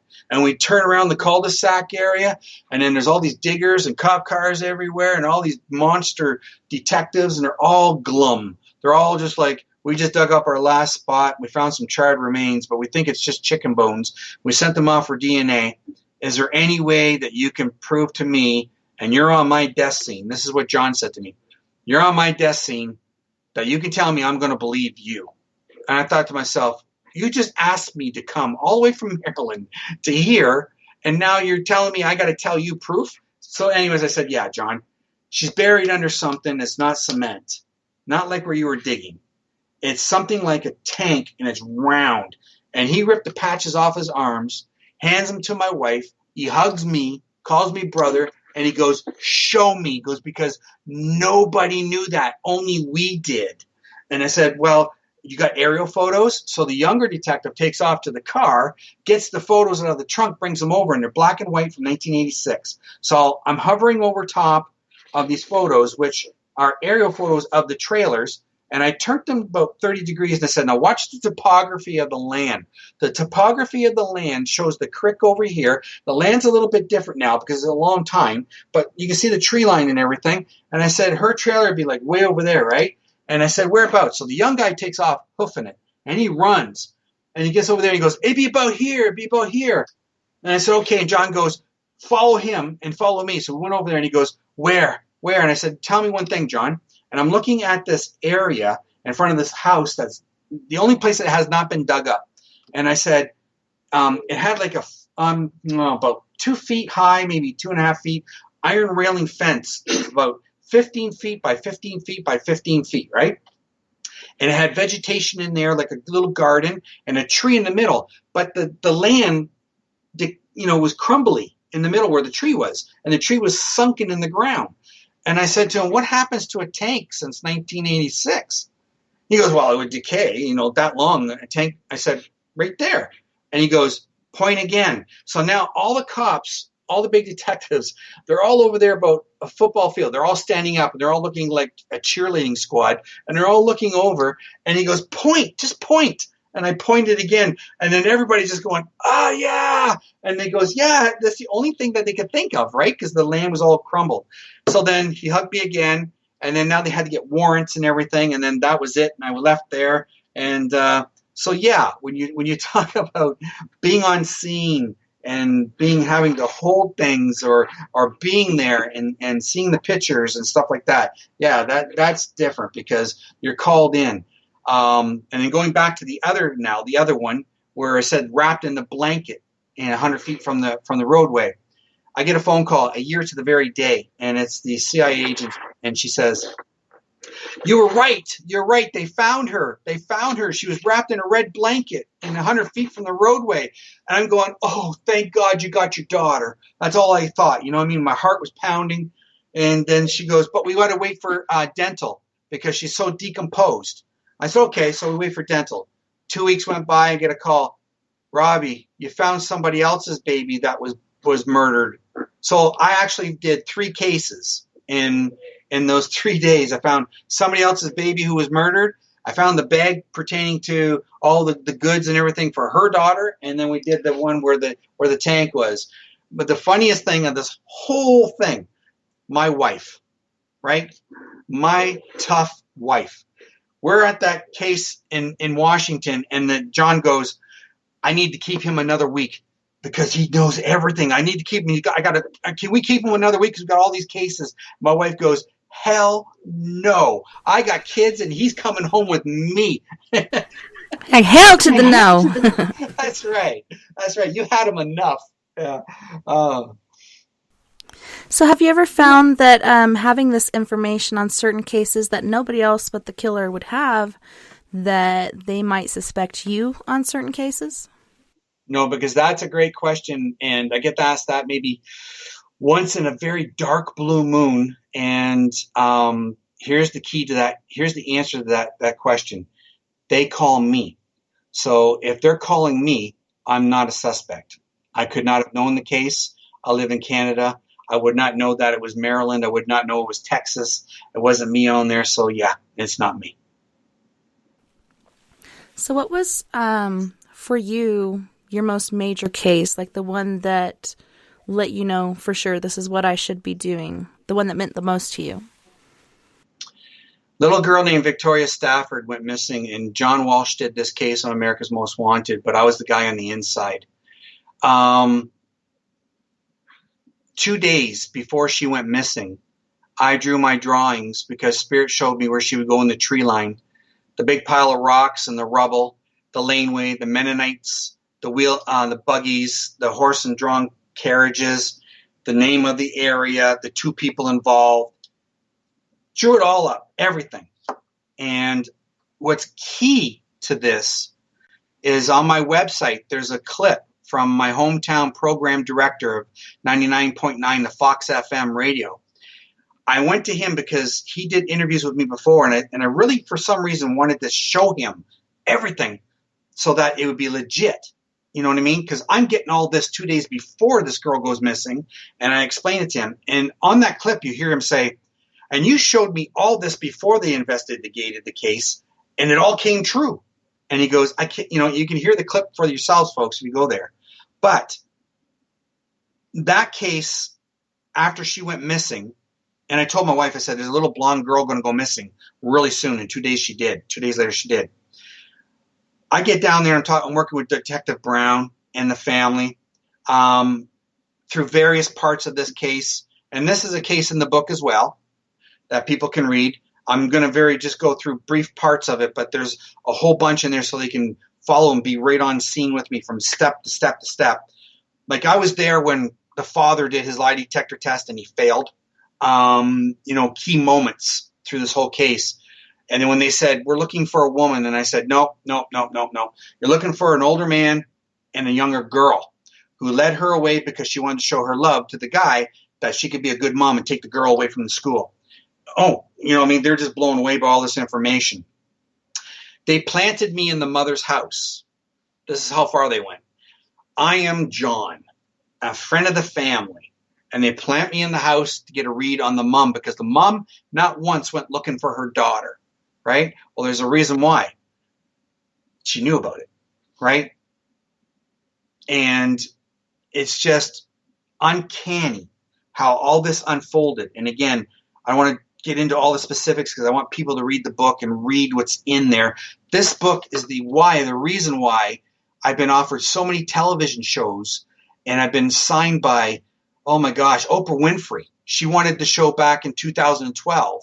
And, right now we were talking before the show, I'm just agreed to a new contract. And this contract is people who did Dog the Bounty Hunter. So this is how far, and they go and check you out thoroughly so they know that you're the real deal. They just don't pick anybody to do this stuff. And in this case, when you look at it and you see all the integral moments and, certain things that were very personable, like they said, Rob, when you go home, and I was with the family many times. They met my family. I brought my family to their family. We were like together, and they still write me. They still love me, and I love them. And it's they said when Victoria, if you talk to her tonight, could you get something to ask her that she's around us? So we were home. My wife's climbing in bed. She's in bed. I'm sitting there, and I'm fed up. This is like day 3, 4, and I've been with the police all day, and I've been going all over places and going through diagrams and everything. And I just went, all right, Victoria, make a noise. Just like that. Just like I'm telling you, right? And my wife's looking at me like I'm nuts. And I go, and all of a sudden you hear knock, knock, knock, knock, knock. 5 little knuckle knocks on the wall. And my wife grabs the covers and she pulls them over her head and she goes, what was that? I said, that's Victoria. And I said, Victoria, now show me something only your dad will know. And she showed me a woman wearing a ball cap with a fox head, a stuffed fox head on top of the hat. I didn't know. So I'm drawing this thing out, like, what I was showing. And then all of a sudden there's nothing. So I put it down. Next morning I get on the phone to Rebecca, and her letter's on my website. People can read the letter from the family. And it's in the book too, along with all the other, I put text messages in there. I put emails in there to show from start to beginning to finish of every case, law enforcement testimonials, reports, everything. So they show that I solved all these cases. So now I call Rebecca up the next day and I said, you asked me that question and this is the response. She showed me a baseball hat with a woman with a stuffed fox head on top. I have no idea what a fox head's doing on top. And all of a sudden they go like this. And then they said, she bought him that hat yesterday. Fox Racing with the patch Fox on it, on the front of the hat. And I said, what the heck is Fox? Because I'm a hockey guy. I don't watch racing, right? So Fox Racing. And I go, oh my gosh. So that must be it. That's what she's telling you, that she's around your dad, around Rodney, your brother, because you asked that question. She's showing you that that's the truth. And that was really cool. At the end of everything, after we did the balloon release, and we released all those thousands of purple balloons for Victoria, favorite color, into the air. And those two were convicted. And I come back home again. It was a long time doing all this with a trial and everything. And I come home, and I'm sitting on the couch. My kids are on the floor. My wife's away on the other couch there. And all of a sudden, I'm hugging Victoria. She come out of nowhere, sat in my lap, handed me a yellow rose with a bunch of butterflies all around her. And that was her favorite thing, was butterflies. I did not know this until I called the family again. And they explained to me That was her favorite. And she's hugging me. My family's looking at me like, what's Dad doing? He's just hugging air. But I wasn't. I was hugging Victoria. And then that's her saying to me, thank you, because they got convicted. And that was it. She was at peace. That's awesome. That's awesome. And it was reminding me of a case here that got me started. Basically, I came out of the paranormal closet and started my own group. And we've been around since 2012. But it was a friend of my eldest daughter's who went missing on Thanksgiving weekend. He came back to visit his father, even though he didn't want to, but the courts made him. And, that's the one and only time his dad paid child support. He, as well, didn't go out and look for the body, and we were kind of talking about that in the chat room. You know, they don't go and look because they know where the body is, and they don't want to give up certain signs and triggers and such that, you know, the human body through gestures will show, or even, you know, eye movement. But it's just, like we were saying, pure evil, and it does exist in this world, and monsters, for the most part, look like you and I, you know, people. It's very scary. But I'm so grateful that you're out there and you're helping these people and bringing peace to the family and rest to that spirit that is unrested on the other side, waiting for the story to be discovered and, you know, some sort of remnants to be found. A lot of times you don't get all of them, but it's so important to have that for closure. Yeah, it is. I mean, when you get asked to do a case, it's an undertaking. Folks don't realize it's just not, okay, go here, go there, go this. You're dealing with family lives. You're dealing with officers who put their lives on the line and their careers in order to believe in you, to get you to do this case, and then to bring you down to death scenes and fly you all over the place and do these things. It took decades for where I am to be what I am and who I am. I don't begrudge it. I don't, I don't know how to say it, flaunt it. I flaunt it for the right reasons because I want families who are hurting to give me a call. Have there been cases? Yeah, you know what? In this book, I got examples of people who call them psychics and they screwed up cases. And, well, I'll give you an example. I went on tour in 2010, and it was called the Psychic Justice Tour. And I went all over North America helping U.S. Marshals, different law enforcement, sheriff's offices, police in Canada. And I went on stage, and I brought families on stage in front of packed theaters where I read them and solved cases one after another. Boom. I started out in my hometown. I put my name on the line. So there I am on stage. This family was told that her husband was dead and buried in Mexico for 14 years, not to bother looking for him, and he's behind a jail. She showed me a picture, and I said, no, he's alive. And she just thought I was nuts. She thought I was nuts because she's been talking to this psychic for 14 years, and he's in Mexico and dead. And I said, well, why'd you come to me? If he's dead in Mexico, why would you come to me? Right? She goes, I want answers. I said, well, you do your homework, and this is your homework. You get a hold of the Ontario Provincial Police, which is like state police in America, and then you get a hold of, they'll get in turn, get a hold of the RCMP out west, which is like FBI in America.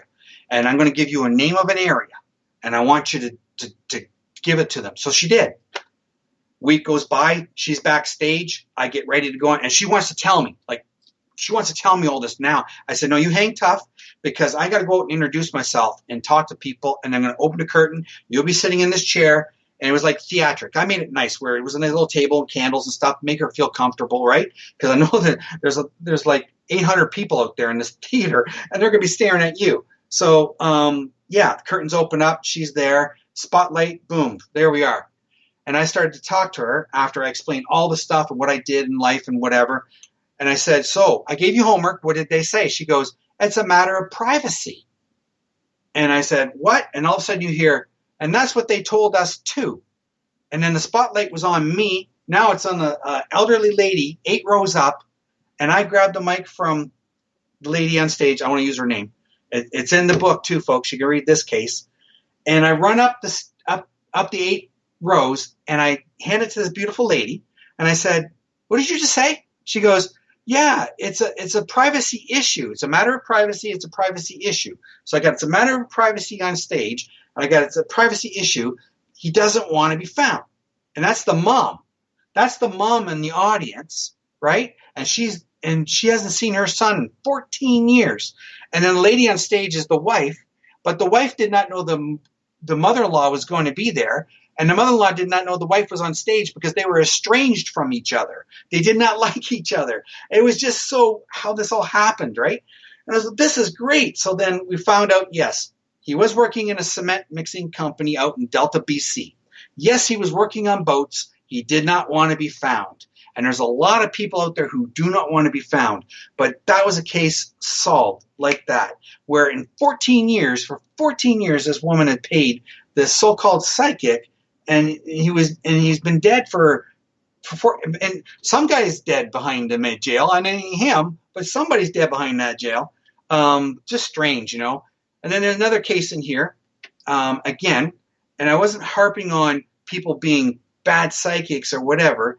It's because I do this for real, go on death scenes. I've had death threats. I've had guns pointed at me on scene. I've had people come to the hotel rooms with shotguns wanting to shoot us. I mean, you know, this is the reason why I put this book out too.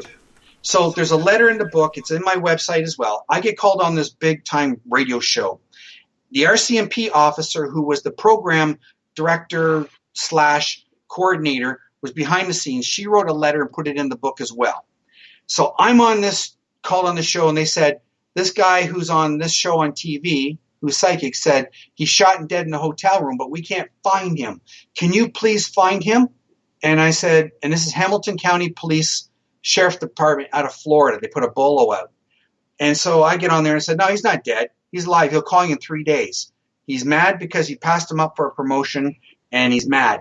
And they laughed at me live on air. And they said, no, because so-and-so who's on A&E said this.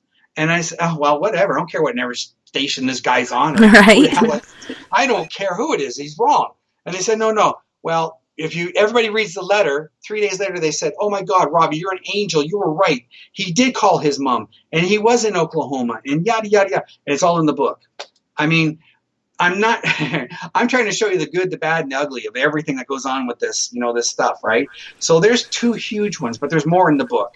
And the evidence is overwhelming. So, I do this for real. And when you asked me that question earlier about, somebody downplaying me or whatever, I have endorsements from Crime Stoppers, from FBI, from chiefs of police, from every law enforcement that's going all across. And, that stands alone as representation that, I do it for real. And I don't think there's anybody out there who has that. So, I'm just saying it's for real. And then when I'm going to do this show, I'm doing it for the families. And what got me to agree, because I was going to retire, when that vice president said to me, contact me immediately. And I was just actually done with 2 Emmy Award-winning directors. My contract ended before Christmas. And then she said, call me. And I did. She says, it's your show. It's in your name. You're going to own it. You're going to, and on and on and on and on and on. I said, I don't care about that. I said, what do you really feel that you really want to do? She goes, for the families. I've never heard that before. I never heard that it's for the families. And I thought, okay. And I told my wife, and she goes, well, what do you feel? And I said, well, I can give another 5 years, I think. Why not? Let's go and help some families. So I agreed to it, and it's been a long haul. I was featured at Real Screen in New Orleans just about 3 weeks ago.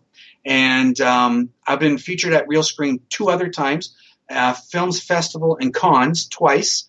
And, everybody, and here's the gist of this whole thing. They sat down with Travel Channel. Travel Channel said, and this is their words, we don't know how to deal with him. We do scripted. He's real. He does the real thing. And that's their words. They don't know how to put live, real crime as I go to the crime scene and say things. They don't know how to handle that. And that's their words. So, so finally we're getting there. We're doing it with other major networks that are crime networks that are dying to get their hands on this.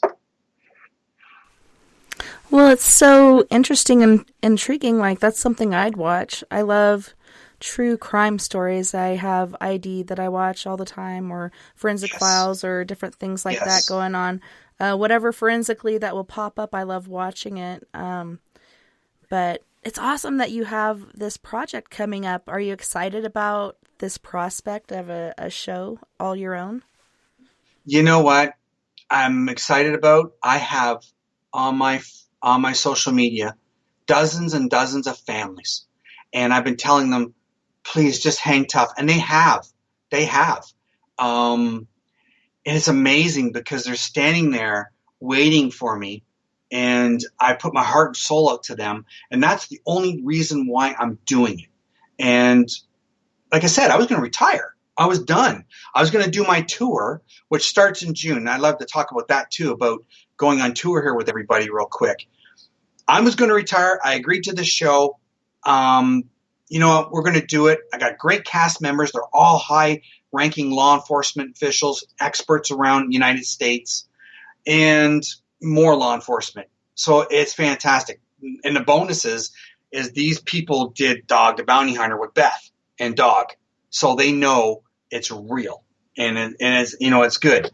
My tour coming up in June. I start out in Canada again, and I've toured many for decades. But I'm doing this. I'm presenting all the cases to everybody live, and you'll see video testimony from law enforcement that say this case, this case. And when you see these cases, you're going to say, oh, he was on that case? Oh, he was on that case? Yeah, that was me behind the scenes, and I solved them, put those guys away. And you're going to hear these from the law enforcement detectives that I did this. Then I'm going to bring real live cases in there, my workshop. And everybody who feels they have intuition or feels they have the ability, we're going to enhance your ability, and you're going to work these case files like I do on scene. Here's your map, finder. And I'm going to get people to do that and see their answers so that they can see where they are in life with their intuition or their ability. It's different than a TV show because you're put on the spot and that's all you're going to get. Or a photograph, fill in the blanks, because that's the true profiling. It's not that you see a TV show and it's filed out. And at the end of all these things that we're going to work really hard and have fun at, I'm taking everybody on a ghost hunt at every location, old school. We're not bringing in all these beepy beepy machines. We're going to go in there with your senses, and you're going to learn how to really sense. And sure, you can bring a recorder and a camera, but you're leaving all those beepy flashy machines out of there, and we're going to do it for real, like I did back in 1978. Have you ever used or implemented dowsing rods or pendulums or anything like that? Or you just use your senses? No, we went to, I filmed in a series in 2017 with Keith Age. It was called Coexistence. And I had to sign out of that series to get in with these 2 Emmy Award-winning directors for my own show, which now I'm under them going into my other people going into my show. But we did a series, Most Haunted Places in America. And I get there, and there's teams in there, and they're doing these things. And I watch this guy with dowsing rods. And I sat there, and I watched, and I tell people, watch what his body. And he leaned backwards, and his rods were going back and forth and everything. And I said, do you actually believe that he's talking to a ghost because his hands are going up and down? And I said, people have to really look and focus right. And, he wasn't doing it right. So there's a lot of fake stuff out there. And, so one place we did the history. I decided to come a couple days ahead of time, pay for all the history, all through where I had to get all these documents. There were no tunnels. They said there were tunnels. They said they kept slaves there. There was no slaves ever. And I dug up all this history, and it was just like, it's a money-making machine, and it's been focused before, and a lot have been on TV, and it's just, I uncovered everything about this place. That turned me off to it. So then I look at, have I been around it? Absolutely. I've been around. I've been Dead Whisper the movies in 2005. I've been in Sally House movie in 2007. I've been returned to Al Capone Speakeasy in 2012. There's a lot of places I've been. I've been in Europe. I've been all through the States, many, many places, on Canada, everywhere, doing paranormal investigations. Absolutely. There's authentic and real, and then there's a bunch of garbage out there. Yeah, there definitely is.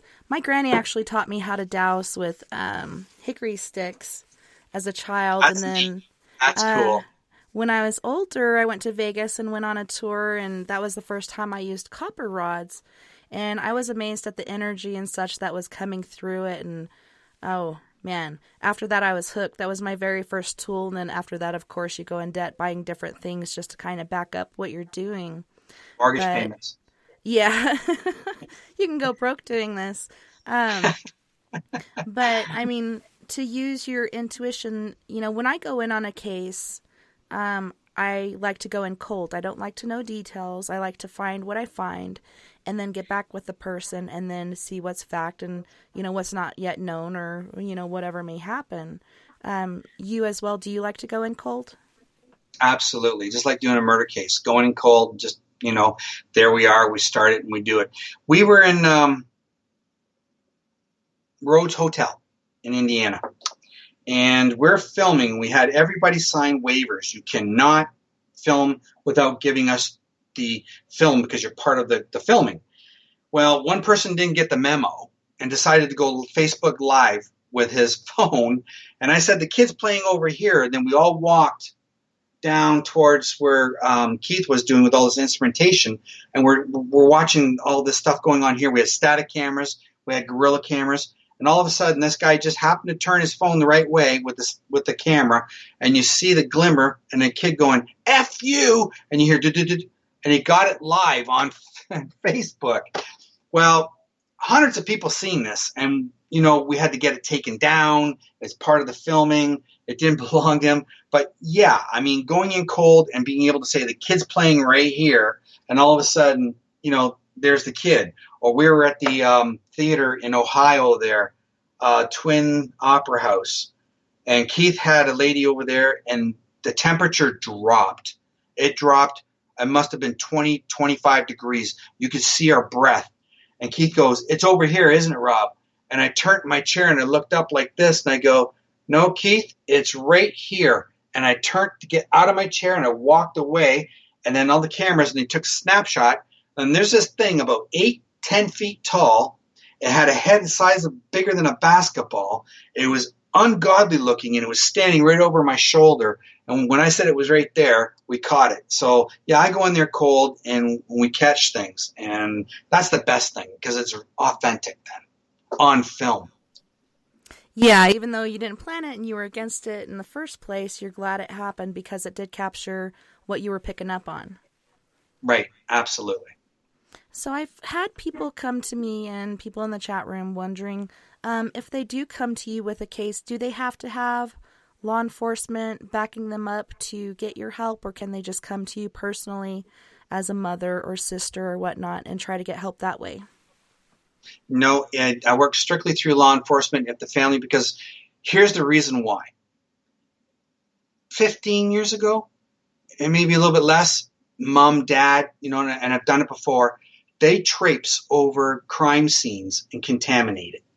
So if I'm saying that the child is here and then they go and they find things and they're traipsing over everything, they're contaminating it. Now we're dealing with legalities. Now that we're dealing with, why did you tell them this? Why you, how? And then they're asking me questions. No. So I do everything professionally to a T. I got legal status. I do it legally and all through law enforcement. So if a mom or a dad or somebody, child's missing or mom's missing or what have you, they talk to the detectives or whatever. They check out my credentials. They call all the law enforcement. They say, yeah. Then they call me. And it's all set up through that way. Well, and that's best because it's hard to pull in the reins when it comes to a case, when it's your child or your mother or whatnot, to not go and investigate on your own because you do get that sense of impending doom and you want somebody to do something right now, but it takes time for different statutes and stuff to take precedence so you can work on the case, you know, get the different search warrants, so on and so forth. Or, you know, just get the people together to do it. So I think that's very smart, but sometimes it's difficult to get law enforcement on your side. Lately, no. Because if you look at the credentials, personally speaking, on myself, I mean, I've had them call all the time. So maybe someone like you or somebody different who hasn't established themselves with law enforcement, who don't have that credential where they can call up the chief of police or call up, a detective, and they say, yeah, we used him for 3 or 4 cases. Yeah, we used him. So then it's easier that way. So yeah, I can see the difference in stability of how one would want to go with somebody who has the credentials versus somebody who don't.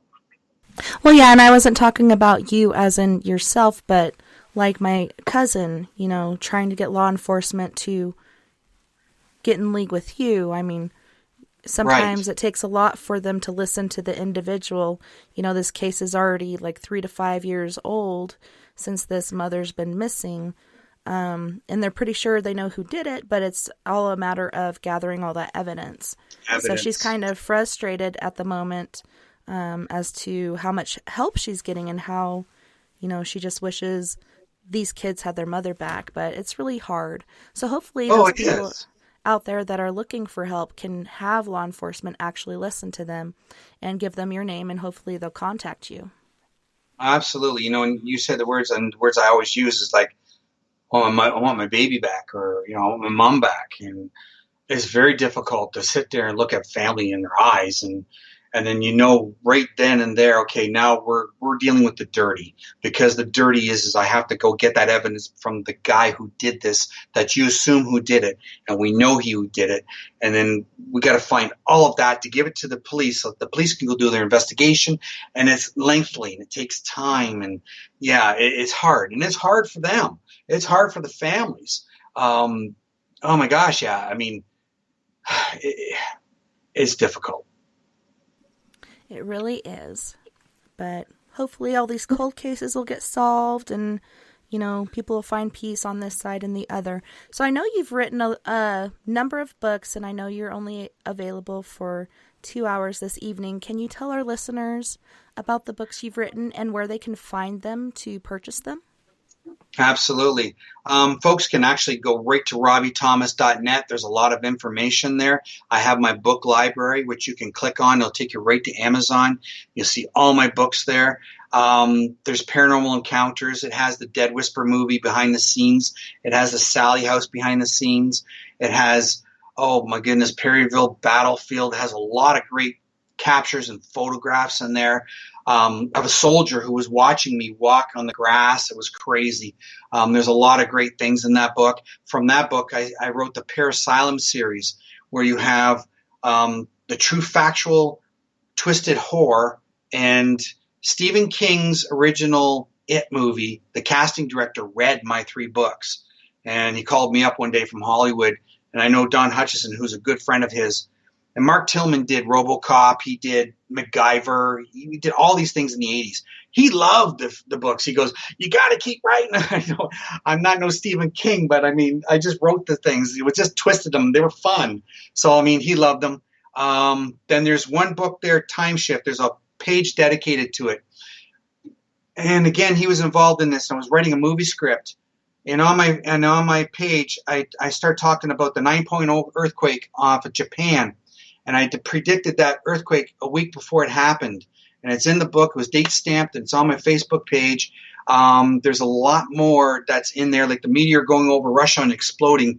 I mean, that I predicted all that years before it happened. There's a lot of things in there. A lot of things. Names of people who are now, back then, weren't even around. It's really cool, and all the critics have been sending me all the links, going, "You did it again, did it again." It's all there, all the links. You can take a look at it. And then there's To You from Spirit. It's a good, uplifting, love you book. Every day, love you, love your family, everything. And then there's Signs from Heaven, who's endorsed by the Canadian government. That book there is amazing. I again, it's all about people and the assurance of the other side, and how they come through and show us signs, and there's relevant stories in there, and how I'm, read people and told them, your wife is missing a finger. How would you know she missed a finger? And it's all in there. And I said, well, she's telling me this and that about you, and it's really cool. So it's all in the book. And then my first book, 2003, A Link to Heaven, Chats with the Other Side. I used to have a radio show back in 2004. It was the same thing. A Link to Heaven, Chats with the Other Side. I had it for 4 years. And then I gave up that to do all filming and whatever. Couldn't do everything. But it was cool. So, yeah, all my books are there. You can check out all the information at RobbieThomas.net. What's up and coming, my tour, filming, cases, they're all on there.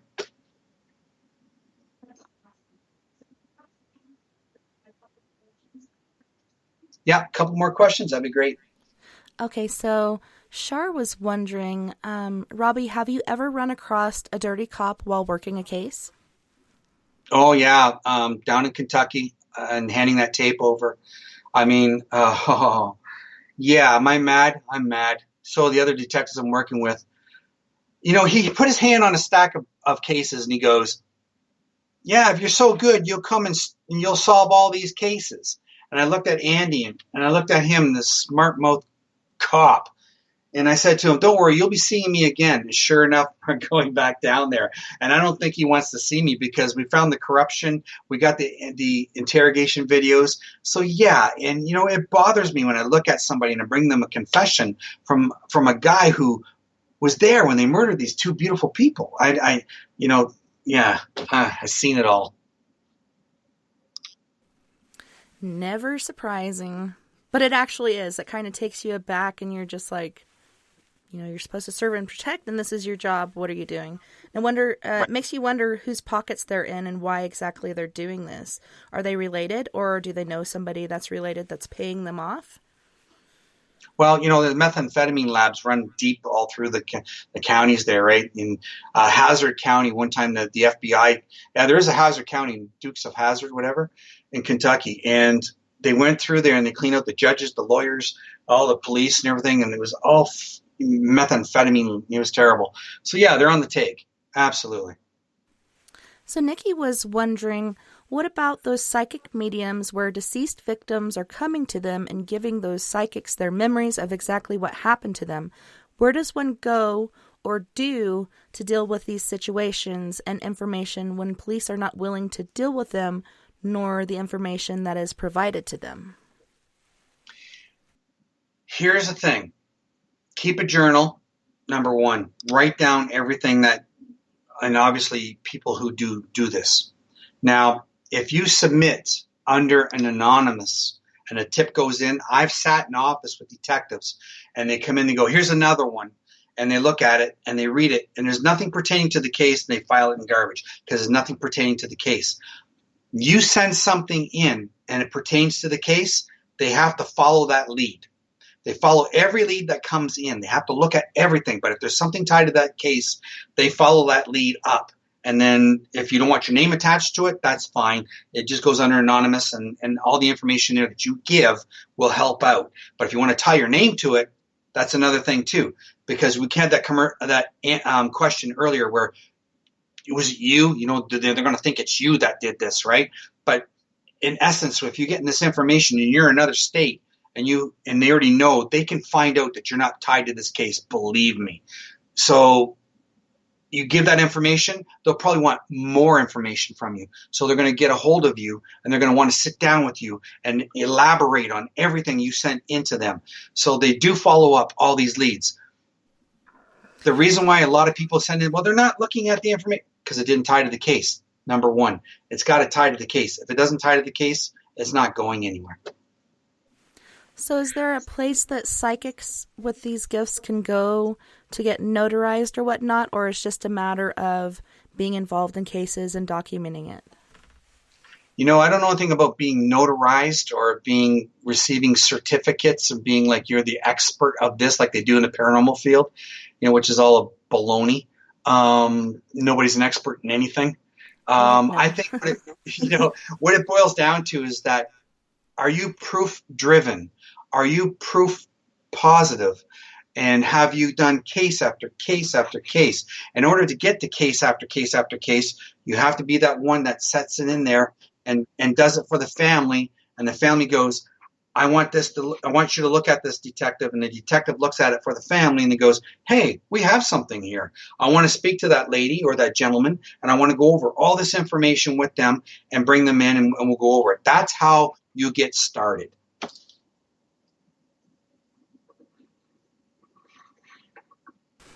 Well, thank you so much again, Robbie, for joining us tonight on the show. It was awesome talking to you and getting to know about your cases, and I definitely want to get your book and learn more details because I'm just like that. I want to know everything. But thank you so much again for coming on the show. It's been amazing. Oh, thank you. It's been great, and I'm glad we got on here and we talked about the families and the respect that way. I like how we leaned that way. That was the perfect way to go, and I appreciate that. Thank you so much. Thank you. And on that note, you guys, we're going to go to our second musical break where we have Fred Johnson III from Canyon City, California with Sugar, Gravity from Krakow, Poland with Take a Walk in My Shoes, and I Love It from Fluid, who is from Union City, California. You guys don't go anywhere. We'll be right back right after this musical break. Waiting here on this cold, lonely night without you. The tension's overbearing.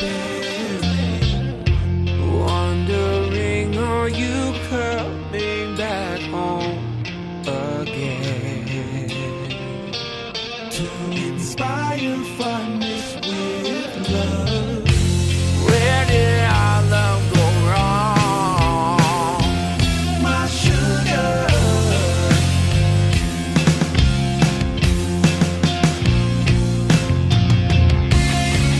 Why did I make you cry? Whispers flow through my mind when I think about you. That warm feeling in me. My heart sings a sad song and just melts away.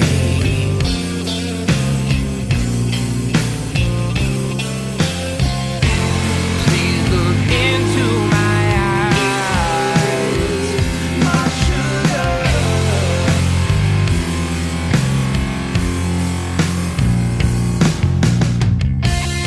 There's life in out there.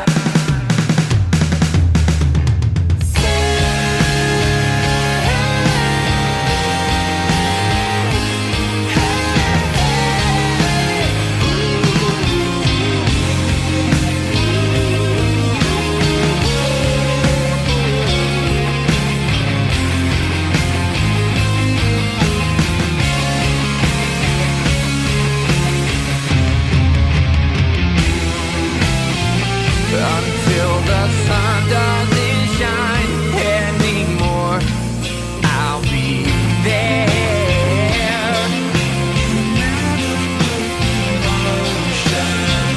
When time is a memory, I'll know this love.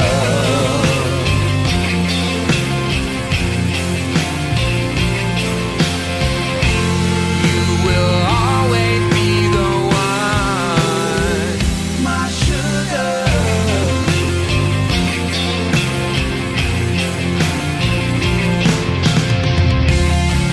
The feeling is so strong. Waiting here on this cold, lonely night without you.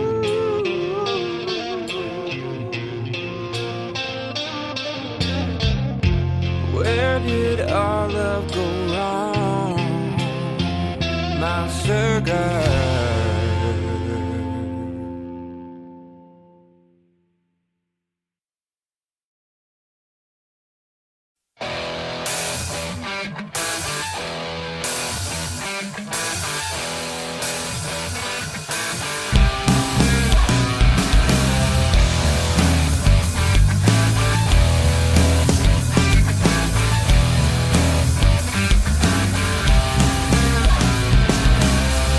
So I walk down the street, thinking all the things you said you need.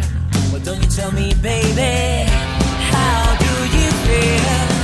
So I walk down the street, thinking all the things you said you need. Well, don't you tell me, baby, how do you feel? Don't you take a walk? Well, don't you take a walk in my why don't you take a walk before you tell me what to do? Why don't you take a walk? Why don't you take a walk? My shoes, why don't you take a walk before you tell me what to do? No, it's easy, you tell me what to do. Have you ever stopped to think all the things that I've been through? No, it's easy, you tell me what to do. Have you ever stopped to think all the things that I've been through?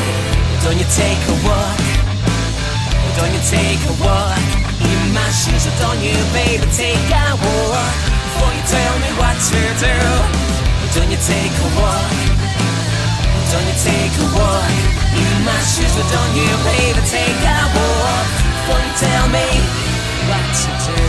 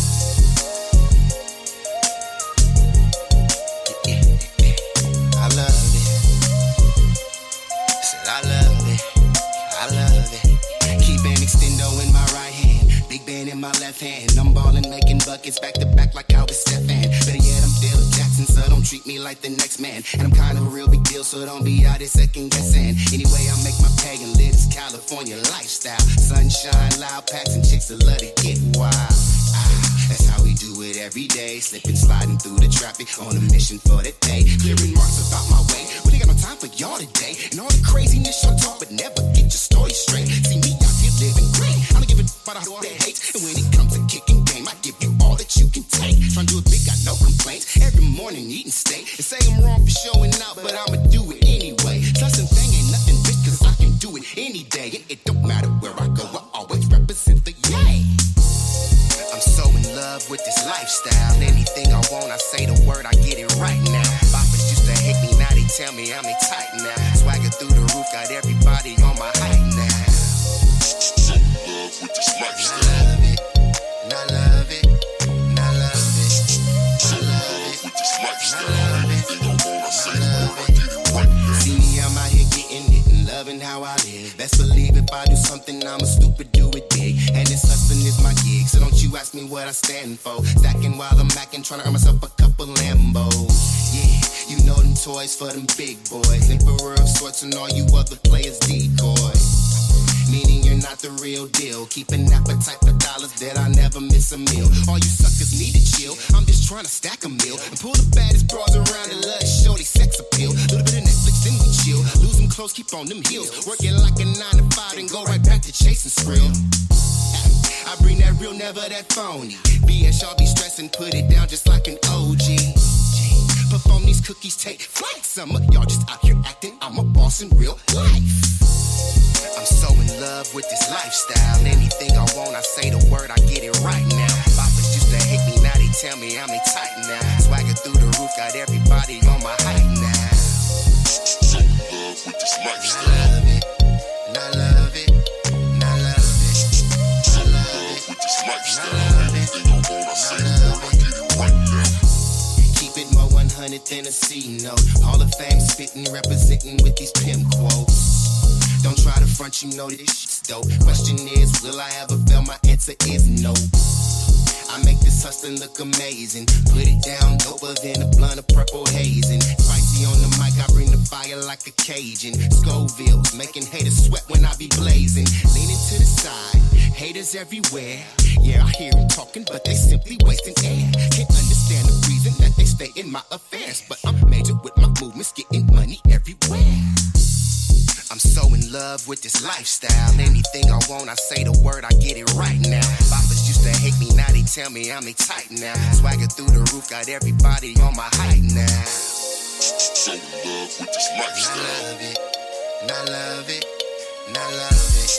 So in love with this lifestyle. Anything I want, I say the word, I get it right now. I love it, so in love with this lifestyle. I love it, and I love it, and I love it. So in love with this lifestyle. Anything I want, I say the word, I get it right now.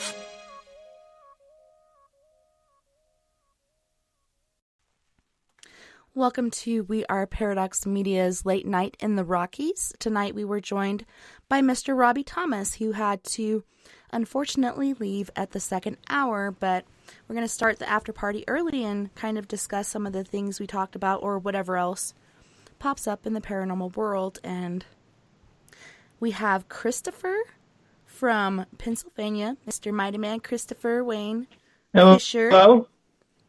And then we have Robert White from Australia. We have Mooney from Ohio.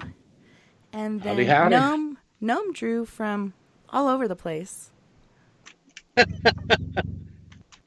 Welcome, you guys, and thanks so much for hanging out with me for the third hour. So, what were your thoughts on the show tonight? Is there anything in particular that came up that you guys would want to discuss?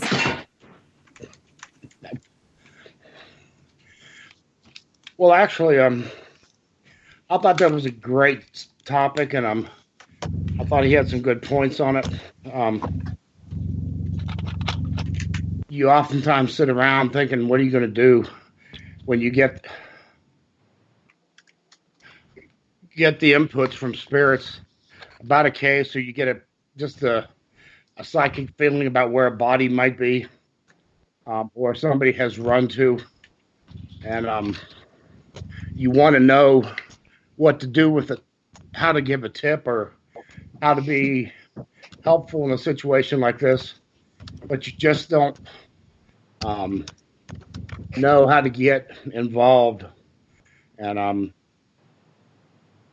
a lot of other people, and I want to preface any of my statements I make tonight, none of my statements is going to be about your guest, okay?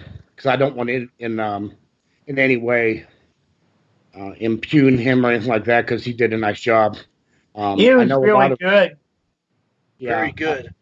A lot of other psychics and a lot of other investigators will not share any information because they don't want to cut into their, a lot of times these are reward situations.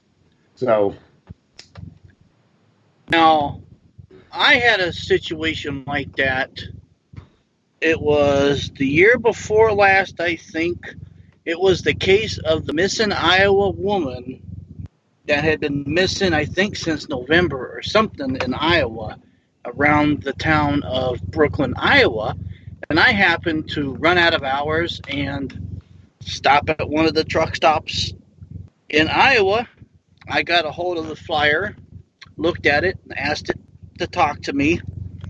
I got a cold feeling. She wasn't alive.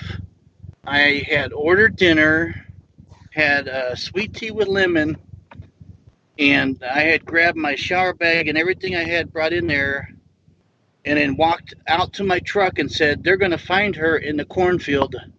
And about a week and a half later, they found her. Wow.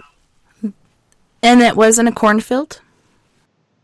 Yeah, it was on the same cornfield on the farm she went missing on. Apparently, it was a Mexican immigrant that was working on the farm. I can't remember all the details, but I remember hearing bits and pieces online. He was stalking her. He snagged her one morning when she went jogging. She was a local Iowa college student, I believe. Early 20s, too. But that was my first wake-up call, I guess. the first time you got a ping and it actually came to pass, so you knew that you actually had something going on there. Yep. But that's my personal experience on, I guess, psychic. So, somebody in the after party was saying they hear an echo, so make sure if you have the show playing that you pause the show and you're just listening through here so you don't get that echo. But they're not hearing it through the show, so that's good. For me, with cold cases or new cases even, that's what got me unafraid of judgment and ridicule, and I just felt like I needed to go out and help, and it was my daughter's friend, and I hear the echo now in the background, that went missing on Thanksgiving weekend, and so I decided to come out and help. And I'm so glad I did, because it's been an amazing journey, and there's so many places I pinged on, but at the time I was either pregnant or had a newborn baby attached to my breasts. So this year I'm hoping to get out there. We have found different remnants, but not all of them, so I want to, find as much as I can to help bring peace to not only Dylan, but his family. And like I was saying in the chat earlier, his dad was finally arrested this last year. He's in jail. He's just awaiting trial, and so many different crazy things have happened in this case, as well as the attorney who's supposed to be heading it having domestic violence issues and drinking issues, so on and so forth. And so they've drawn it out so much. So hopefully, since now they're saying he's back on the case, he's ready to do it, that they get it done and over with. And this same attorney did the case for my niece who was murdered on Easter. Man, this guy, I'm looking forward to the outcome, because I know this guy can't really hold anything in a bag. So I'm just ready for the case to come to order and for things to proceed.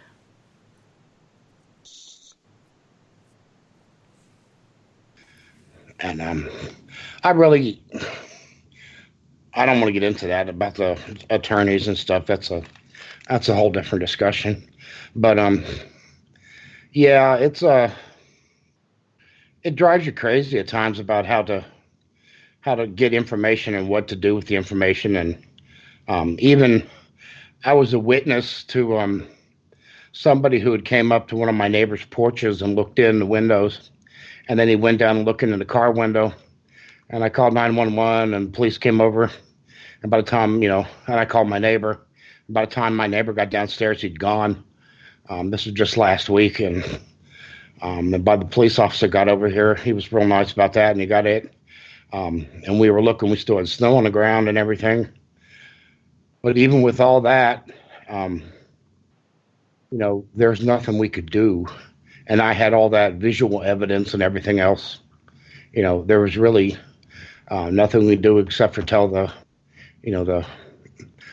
policemen that were coming on the later shifts to keep an eye on the neighborhood.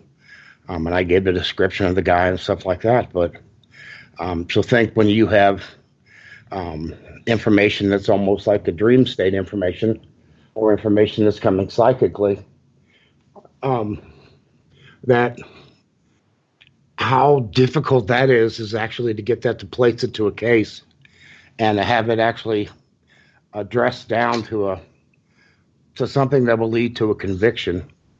And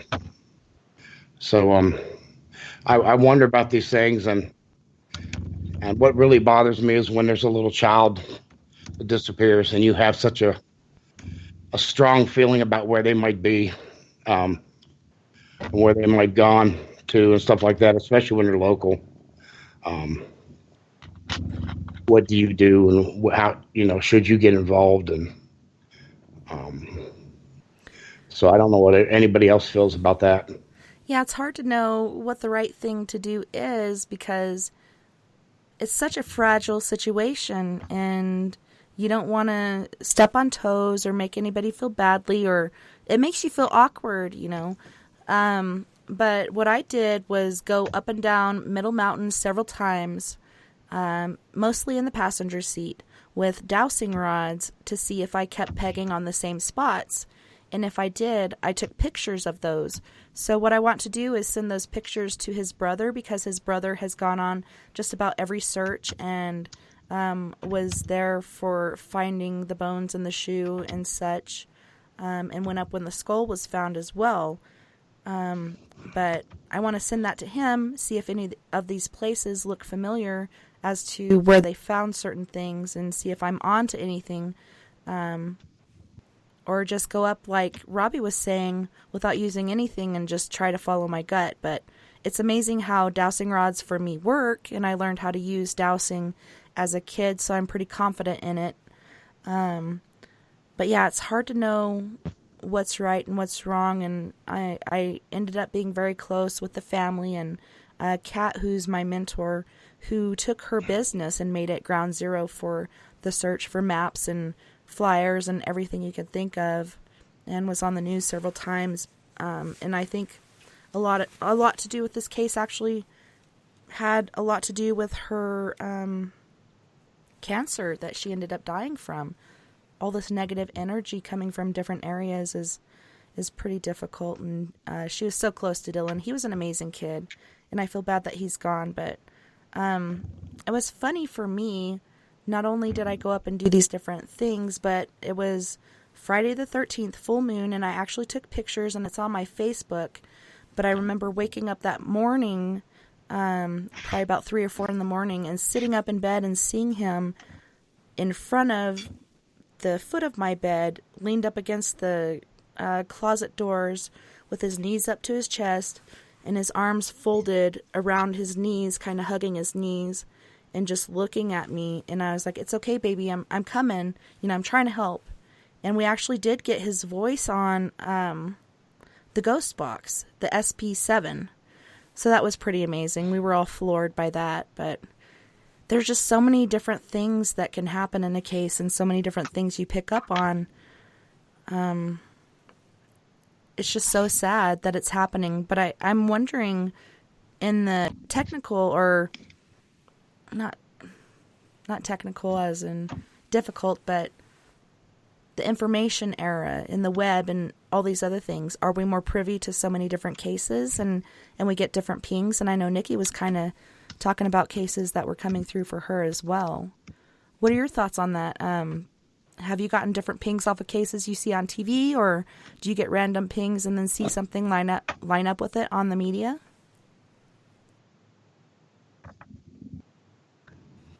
Don't know who to start with. Robert's got the look on his face. He wants to talk. So, come on, Robert. Yeah, come on, Robert. Oh, do it. Sometimes for down here, I can when I see something online, like somebody's been taken or a missing child or Amber Alert or whatever it is, I'll try to pick up what I can on the kid, what sort of information's given about them, and usually their last location, and then I try and do the tracking like I do with bringing up the maps of where their last known location was, and go from there. Because when I get what I get, it's like one of those sonar pings that sort of start from a central location and sort of spread out, and I try and find that central location from the emitting pings I get. It's generally a good radius from where I've picked up, because I've picked up quite a few different things when I've looked. I found a guy's dog over in New York State when I was up far north in not the Belgium, but El Arish. And yeah, he was stunned by that, because his dog had run off. Him and his wife were out looking for it, and I said, go to this road, and he said, how did you know that road? Because I see the dog walking down the road with his tail wagging, and he goes outside of his place, which is on that road, and sure enough, the dog's walking along the road and coming up to him. wagging the tail, head down, like, I know I ran away, I know I did bad, but I'm so glad you found me. And butt kind of goes towards the head. It's weird how they do that U shape when they get really excited. Wagging the dog. Yeah. Well, that was one because I didn't know exactly where he was. He only gave one location on his Facebook site, but that was about 5 or 10 miles to the west.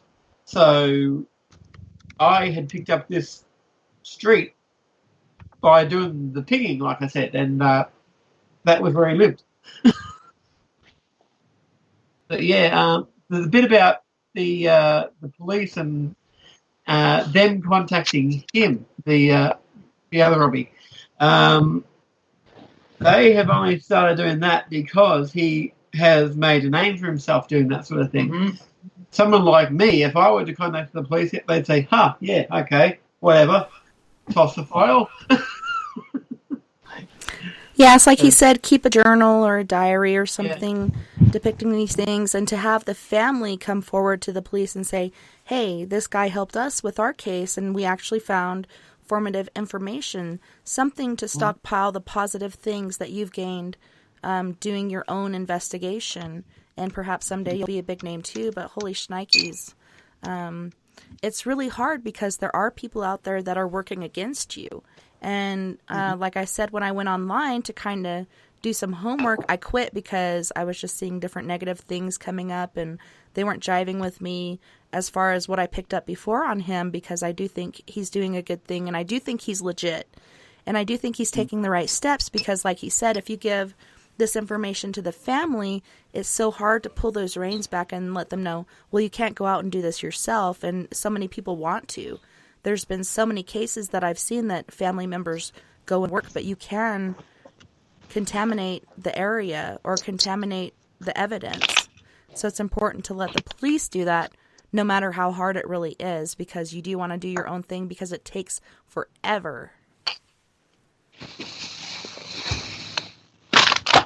Yeah, it's better to let the professionals handle it in all cases, really.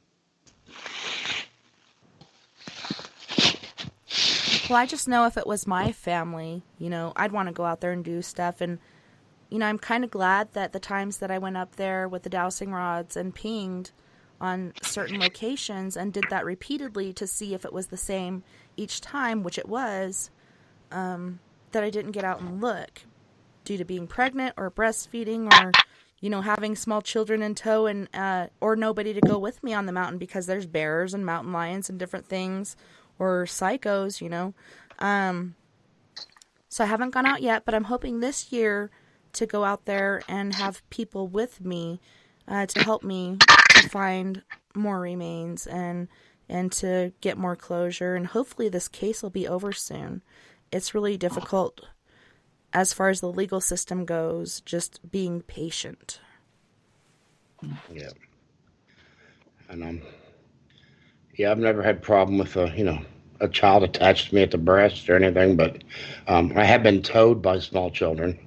But I can see it now. I think one of the best things to take away from all this is that, like you said about keeping your diary, keep the diary, put all this information together. If you are going to approach anybody, approach the family with caution and a complete explanation and with a lot of respect, because a lot of times these families get approached by a lot of people, and a lot of these people aren't really put together too well. And if you come in and you're only given a little bit here and a little bit there and haven't practiced what you're going to say, you might come off sounding like a lot of the people that aren't put together too well. And then you'll be put on a list by these people to the police of, the ones that they want them to keep away from them. And so whatever you say is not going to be listened to. Just the opposite of what you're trying to achieve. Well, it's amazing with the Dylan Redwine case, how many people came out of the woodwork and, he's in a barrel in the basement of a restaurant, or he's wrapped in a rug behind barrels in the basement of some place, and that really wasn't the case. His dad murdered him, then chopped him up and spread him over an area. And it's amazing, this guy being a psycho and sociopath and so many other things going on there. I'm no doctor, so I can't say I know these two for sure, but he had a fire, which the neighbors said, he had a foul-smelling fire burning, probably clothing, his backpack, his cell phone, other things. And then while they were searching the lake, looking for Dylan, because his dad said, well, he took his fishing pole, so they searched the lake for him. One of the deputies saw him going up Middle Mountain in his truck while they were searching the lake. But these people tend to put the body in a place where they know it is, or where they can look upon it from a distance. And this, if you go by the road, is 10 miles away, but if you look from his house, is only about 2.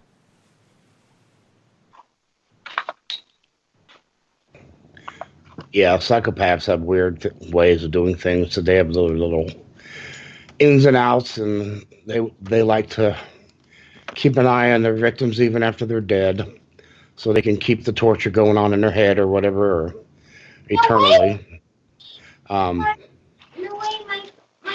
But who knows? He might, after he chopped them up, I don't know if he put them in a barrel before he took them to spread them all out, or if he just wrapped them in plastic or whatever. But these kind of things, a lot of times these people may not be wrong. It might have just been part of the process. And then that, took the barrel, put it in the back of his pickup truck, and then hauled it up to here, and then dumped it out into there. And, so you may see part of it, and that may be where somebody was stored, but and that may help them lead on to the next place, but who knows? And that's why it's so important not to just give the one lead. If you're getting some type of impression, keep trying to get the whole story before you start reporting it, if you can get more information. Because if they're going to contact you, hopefully they'll keep contacting you with more, and try to keep that open until you get a better picture of what's going on.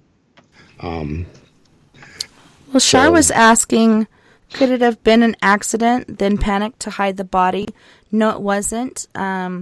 He was very irritated because Dylan showed the judge pictures that he found on his father's computer of him with his hair in little piggy tails, and he had makeup on, and he was wearing girls' panties, which he then excremented in and then ate out of the panties. And his son is showing this to the judge and saying, I don't want to go with my dad. My dad is sick and messed up. I don't want to go there. I don't want to see him. And this judge forced him to go. And as soon as he got there, between the airport and Walmart, which is about 10, 15 miles, I think it's about 10, his father made him stay in the truck, and he went in to grab a movie, which he said they watched that night, and some other things. And then you see a picture of Dylan coming in from the camera above surveillance, and his arm on the left side, which if he grabbed him from the driver's side would be his left arm, was red, and his face was red on the left side and partially red on the right side because of crying. I don't know. I know that he was irritated because Dylan didn't want to be with him, wanted to be with friends. He even texted his friend and said, hey, I'll walk there. I'll be there at this time, and make sure you leave the door unlocked, so on and so forth. Well, there was blood found on the couch, on the corner of the couch, on the carpet below the couch, and then on the corner of the coffee table. And then the dogs also hit on the back stairs, which is probably where he put him until he moved him in his truck up the hill to dispose of him. But yeah, it's just insane what people can do and where people can go. And it makes you really question humanity. Yeah, and things get out of hand so fast with people. And what starts out as a little thing turns into a big thing so quickly. When somebody's anger just turns up further and further and further when they want to control somebody. And Well, we were hoping because prior to this, Mark had actually taken the kids and hidden them in different locations just to mess with the mom. So we were hoping that he had just done that. And so I'd say a prayer every night. I hope he's warm. I hope he's safe, so on and so forth. But my husband from the get-go was like, you know, he's not around anymore. And I was like, I don't want to believe that. I want to believe he's still here. And I'm going to hope against hope that this hasn't happened. But unfortunately, there are parents out there that are looking to cover certain things up, which Dylan had proof. Even his brother had proof. But it was kind of like what Robbie was talking about, where the mom didn't go out to search. This is the same thing Mark did. He stayed home. He used the excuse, well, what if he comes back? I want to be here. He stayed at home in his recliner, watched football, and drank beer. And I think he didn't go out to search because he knew where he was. And there's different triggers that your body can give to give away locations or what's going on. Man. Wow. Yeah, a lot of this is just out of hand. That little girl that just showed up, that was missing this past week. I don't know if you guys remember that case. I don't want to go through too much about her. Most of you probably seen she's like 6 years old, and they ended up finding her and a body of another guy. And they found out it was a 14-year-old kid or something like that that killed her. You know, somebody that family, you know, it was one of the neighbors. Family didn't know him or anything like that. And this all turns out to be you know, somebody real close to the family, but they didn't really know him and all that. And they come, and that's who kills the little girl. And I guess he killed a guy too or whatever, but yeah. These things usually don't turn out too well, but yeah, it's kind of like he was saying with the hit list too. You know, different people are privy to this because a lot of times you can't do it on your own. So then whoever knows about it, in the end, a lot of times ends up getting whacked because that person knows, that person might tell, so you have to tie up all the loose ends. Yeah, and as you were talking about before, this little girl was put back in this situation. Now that I'm confusing this with another case now. There was another little girl that we were talking about on one of these cases that ended up being put back into the same family that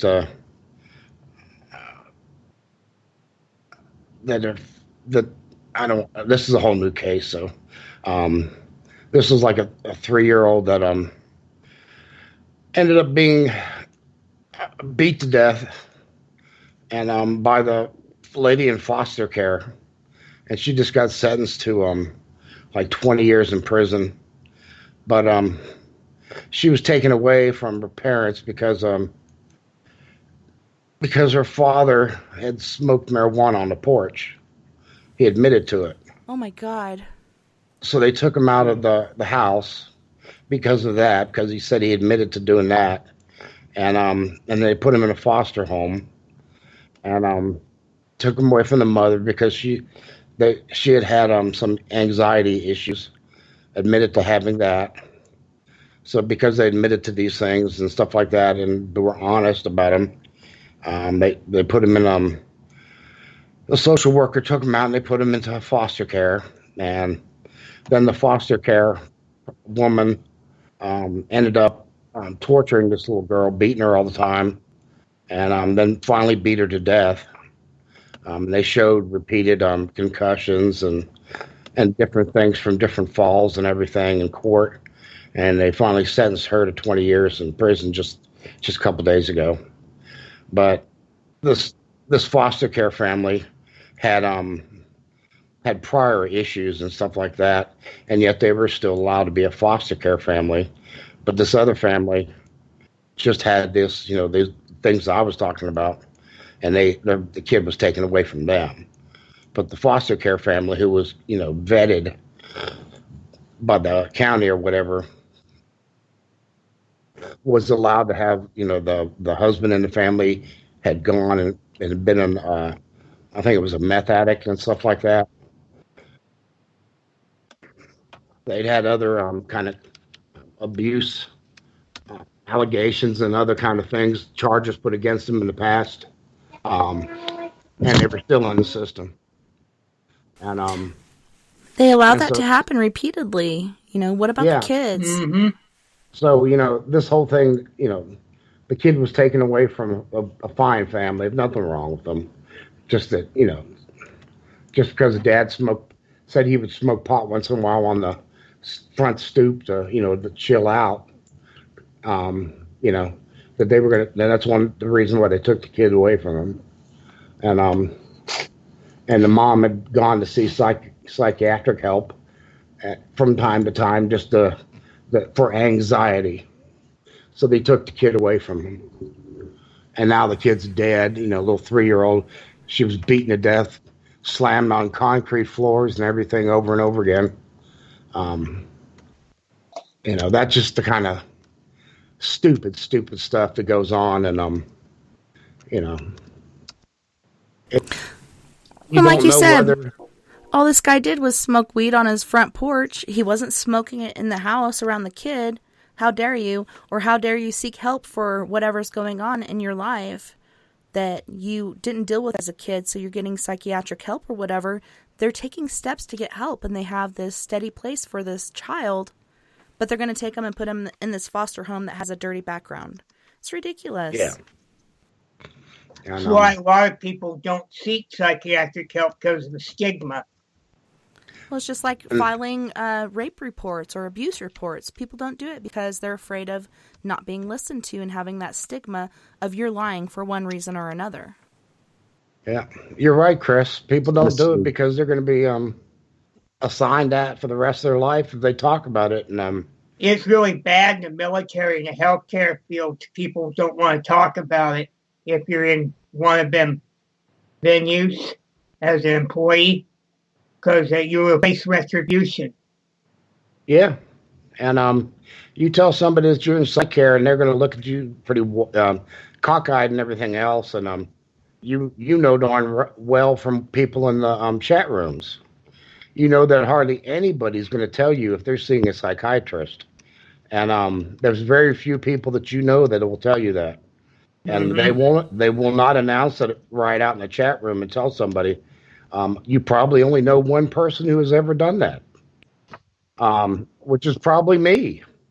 And, I just raised my hand. I have. As a teenager, I and, did get help for the abuse, sexual and otherwise, that I received. And it really did help me. Had I not done that as a teenager, I don't know where I'd be today. There's nothing wrong with getting help. But like you said, there is that stigma. That's right. If you dare say that you've gone to see a counselor before, or accepted any care at all from a psychiatric center of any type for whatever reason, just to be in a support group or anything with other people that have gone through the same type of trauma as you, even in a war situation, you're put in you're labeled and put into this situation. That's why they tell you not to tell anybody, because they know what happens. So that's why you have the right of not telling anybody. And sometimes that is your right. Yeah. Don't tell anybody. Don't ask, don't tell. That's why if you see a psych or a neurologist, they won't post it even among within a trusted field. They won't post that information to other people within the healthcare field unless you authorize it. Yeah. And I know people that, that I've known for 3 or 4 years online and have talked about very personal things and open up about that, but they would never never think about it because they're from the old school. Right. And they would never breathe a word about them having gone to see a psychiatrist or not, or have had any type of situation like that, because it would be so embarrassing to them if you found that out. It would be like you finding out that they, were a mass rapist or something, and, or a serial killer. Well, even if you do Go ahead, Sleepy. I know you have a case that you wanted to talk about as well. Well, no, I was just reminded when I was a kid, my parents divorced. They made me go to a psychiatrist. I barely remember. I was about 8 years old. Now, this guy, he damaged my trust in adults because what happened, whatever I would tell him in the session, he would turn around and tell my father and his girlfriend. So then when I would get home, if whatever was said in that session, if she didn't like it, I would get a spanking with about a half-inch thick wooden cutting board, one of them old-fashioned ones, right on my bare ass. And and I would tell him, I'm like, why are you telling them about our sessions? Because every time you do, I get a whipping. And then when he told him that, I got another whipping. So I don't remember ever quitting. I pretty much blocked it all. That's pretty And much that's what I where it remember. goes against like doctor-patient confidentiality. Doesn't matter if it's the police or your priesthood or your parents. That is supposed to be between you and that person. And it was just a simple, my parents divorced and my mom moved away, and the issue was, she was a mean lady. She did not like kids. She ended up doing more severe things to me later on that, of course, I was blamed for. Nobody believed me, and except for my brother. And it turns out that she had a brain tumor and had brain surgery, and then ended up dying several years later because of complications, I guess, because of that. So I attuned to whatever was going on. There could have been a brain tumor early on when I was a kid, causing all that behavior, all that wild, bizarre stuff. Because find that out till, It takes like 10 to 20 years for a tumor to develop that, so it probably did. Well, it had developed pretty good by 1986 when she had her brain surgery. I remember that. I mean, it was a pretty good, like a golf ball size. She was pretty scared. I think she just did it because she was nasty. And I don't know. Could be a combination of things. You never know. Yeah, you never know. But it'd be nicer to think that it was the cancerous tumor growing in her brain that caused her to do that. Yeah, we don't want to break down into a therapy session here. Yeah, that's what we do. If it's in the frontal temporal lobe, it would be the main cause of behavior. The front or the side of the brain. Mm-hmm. That it would be the primary cause of the mental issues. Well, she had it right on the left side of her head, man. The temporal lobe, it was, then that caused aggressive behavior and stuff like that. Oh, you want to talk about aggressive? If I left lint in my pocket when she did the laundry, that was a cause for a spanking with the cutting board. It's no joke. Do you know? I know what that is. I was beat silly when I was a child for no reason. Right? I was about to say, do you know how many things my kids leave in the pockets? Like, if I beat them over everything they left in their pockets, like, Nikes. Oh, one particular story. After school, I was in about the third grade. I was fifth grade. They had the after-school program for the kids, so we all played in the gymnasium. Well, I took a Star Wars guy with me to school. What else are you going to do after school, right? You're waiting for the parents. Mm-hmm. Well, I tossed this guy up, and it got caught in the basketball net. Well, just so happened my dad walks in to pick me up, and he just took a little too long in picking me up because, he threw a basketball through the hoop, got my guy down. We go back into the car. She turns around, looks at me, looks at my dad, and says, "What took you two so long? You just took a tad too long to pick up Jason." And my dad looked at me and looked at her and goes, "Oh, I had to get a toy from him. What did I tell you about taking toys to school? You're getting a whipping when you get home." And that's exactly what happened. And that was like a daily freaking thing, man. If it was punishment for me was cleaning the bathroom every Saturday for 6 hours. Well, I got whipped as a kid, and sometimes I got the belt, and sometimes the buckle flew out, and I got bruises from that. And one time I actually got whipped by a 2x4. Like, are you serious? I've heard of the wooden spoon and stuff like that, but a 2x4, and it was kind of comical. You know, Taking a toy. Come on, that's some yeah, bullshit. try not to laugh about it, but at the same time, it really does hurt your psyche or things going on with you, and it causes things in the future. But I don't know. I was lucky enough to go through sexual abuse counseling through my church, which was a group thing, which I thought awkward at first, but you know, you get to know the people around you and people that are going through it. So you find, you know, a healthy pool of people that you can relate to. And then in high school, I think it was my sophomore or junior year, and I'm living on my own. And I had this really cool counselor, Chuck, at school, and I could tell this guy anything.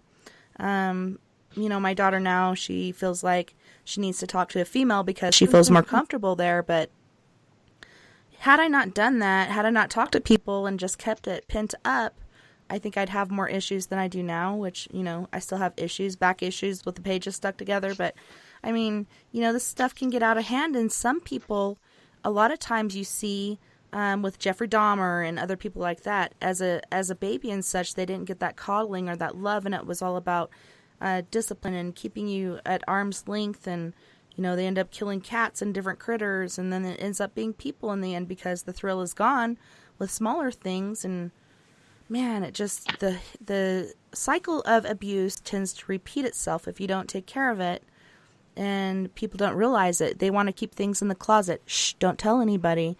But it's better if you do talk about it and if you do get counseling. But in your case, Jason, that was messed up. That guy should have never did what he did, and he should actually have his license taken away from him for doing what he did. Yeah, but who's gonna believe a kid? Yeah, back in the 80s and early 90s, the parental figures were considered at the top of being sacred when it comes to psychiatry. Nowadays, they won't even talk to anybody without your release. Yeah, back then kids were property. Before that, it was even worse. And kids are still considered property, but back then it was just outrageous about how they were the laws for children and stuff, and you know. Well, I think our society really needs to change and be taken aback. You know, let's get rid of everybody in the House, the Senate, Congress, and replenish it with new people, because we need to change laws, because the children are our future. And for us to keep sweeping these things under the rugs are only going to cause more issues, especially with the internet. You know, so many kids are on there, and, you know, being on YouTube and the internet every day at an early age is just like being addicted to heroin and meth and other sorts of things. We need to help them get past these things and give them that sense of trust. And sometimes it's like, why didn't that counselor or psychologist or doctor, you know, talk about what this person was doing, taking lives, so on and so forth? Well, that's where the law comes in, where you're not supposed to talk about it. So there's different parameters on each side that I think should change, but there's a lot of things that need to be done. Got to take out the trash and drain the swamp. Mm-hmm. And suicide's so prevalent now. Because people don't talk things out mostly, and because a lot of the ways that society's, you know, being handled, and the way people can't get jobs and lose jobs and this, that, and the other thing. But we just had another celebrity commit suicide today. It's a lady that did, she was an English lady. She was on British TV. She was only like 40 years old or something. But she was very famous, and her husband had tennis player. He had accused her of abuse, of assault, and hitting him or whatever. And she was supposed to go to court in March, the very beginning of March, but because he had accused her and she had a court date and everything, she was postponed on her television show for the first quarter or whatever. She wasn't going to be on. Her contract wasn't going to be on. You know, they postponed her, so she was going to miss out on that. And, you know, it doesn't take much sometimes for some folks. And so anyways, you know, men get abused the same way as women get abused, but it's very rare that when a man gets hit or something like that, and if he calls the police, that anything is ever done or filed or anything like that. But somebody that's a tennis pro or something like that, and if he gets hit by something or with something, then yeah, he can say, well, you know, it's going to mess me up bad, and could affect my, you know, the way I, you know, my sport and everything like that. But But if you're the average Joe, you're right. They won't do nothing. oh yeah, I've known men that were abused their entire marriages and they stayed married, and it was never Right. Men never claim that stuff, but they do, and they're not taken seriously. And the truth is, nobody's better than anyone else. But the society don't see it that way. And so anyways, that's just something there. You know, we've had so many. I mean, that's the only reason we talk about this is because we've had so many celebrities in the last few years commit suicide, and high level, level celebrities. So you know, it's finally catching up with the rest of society.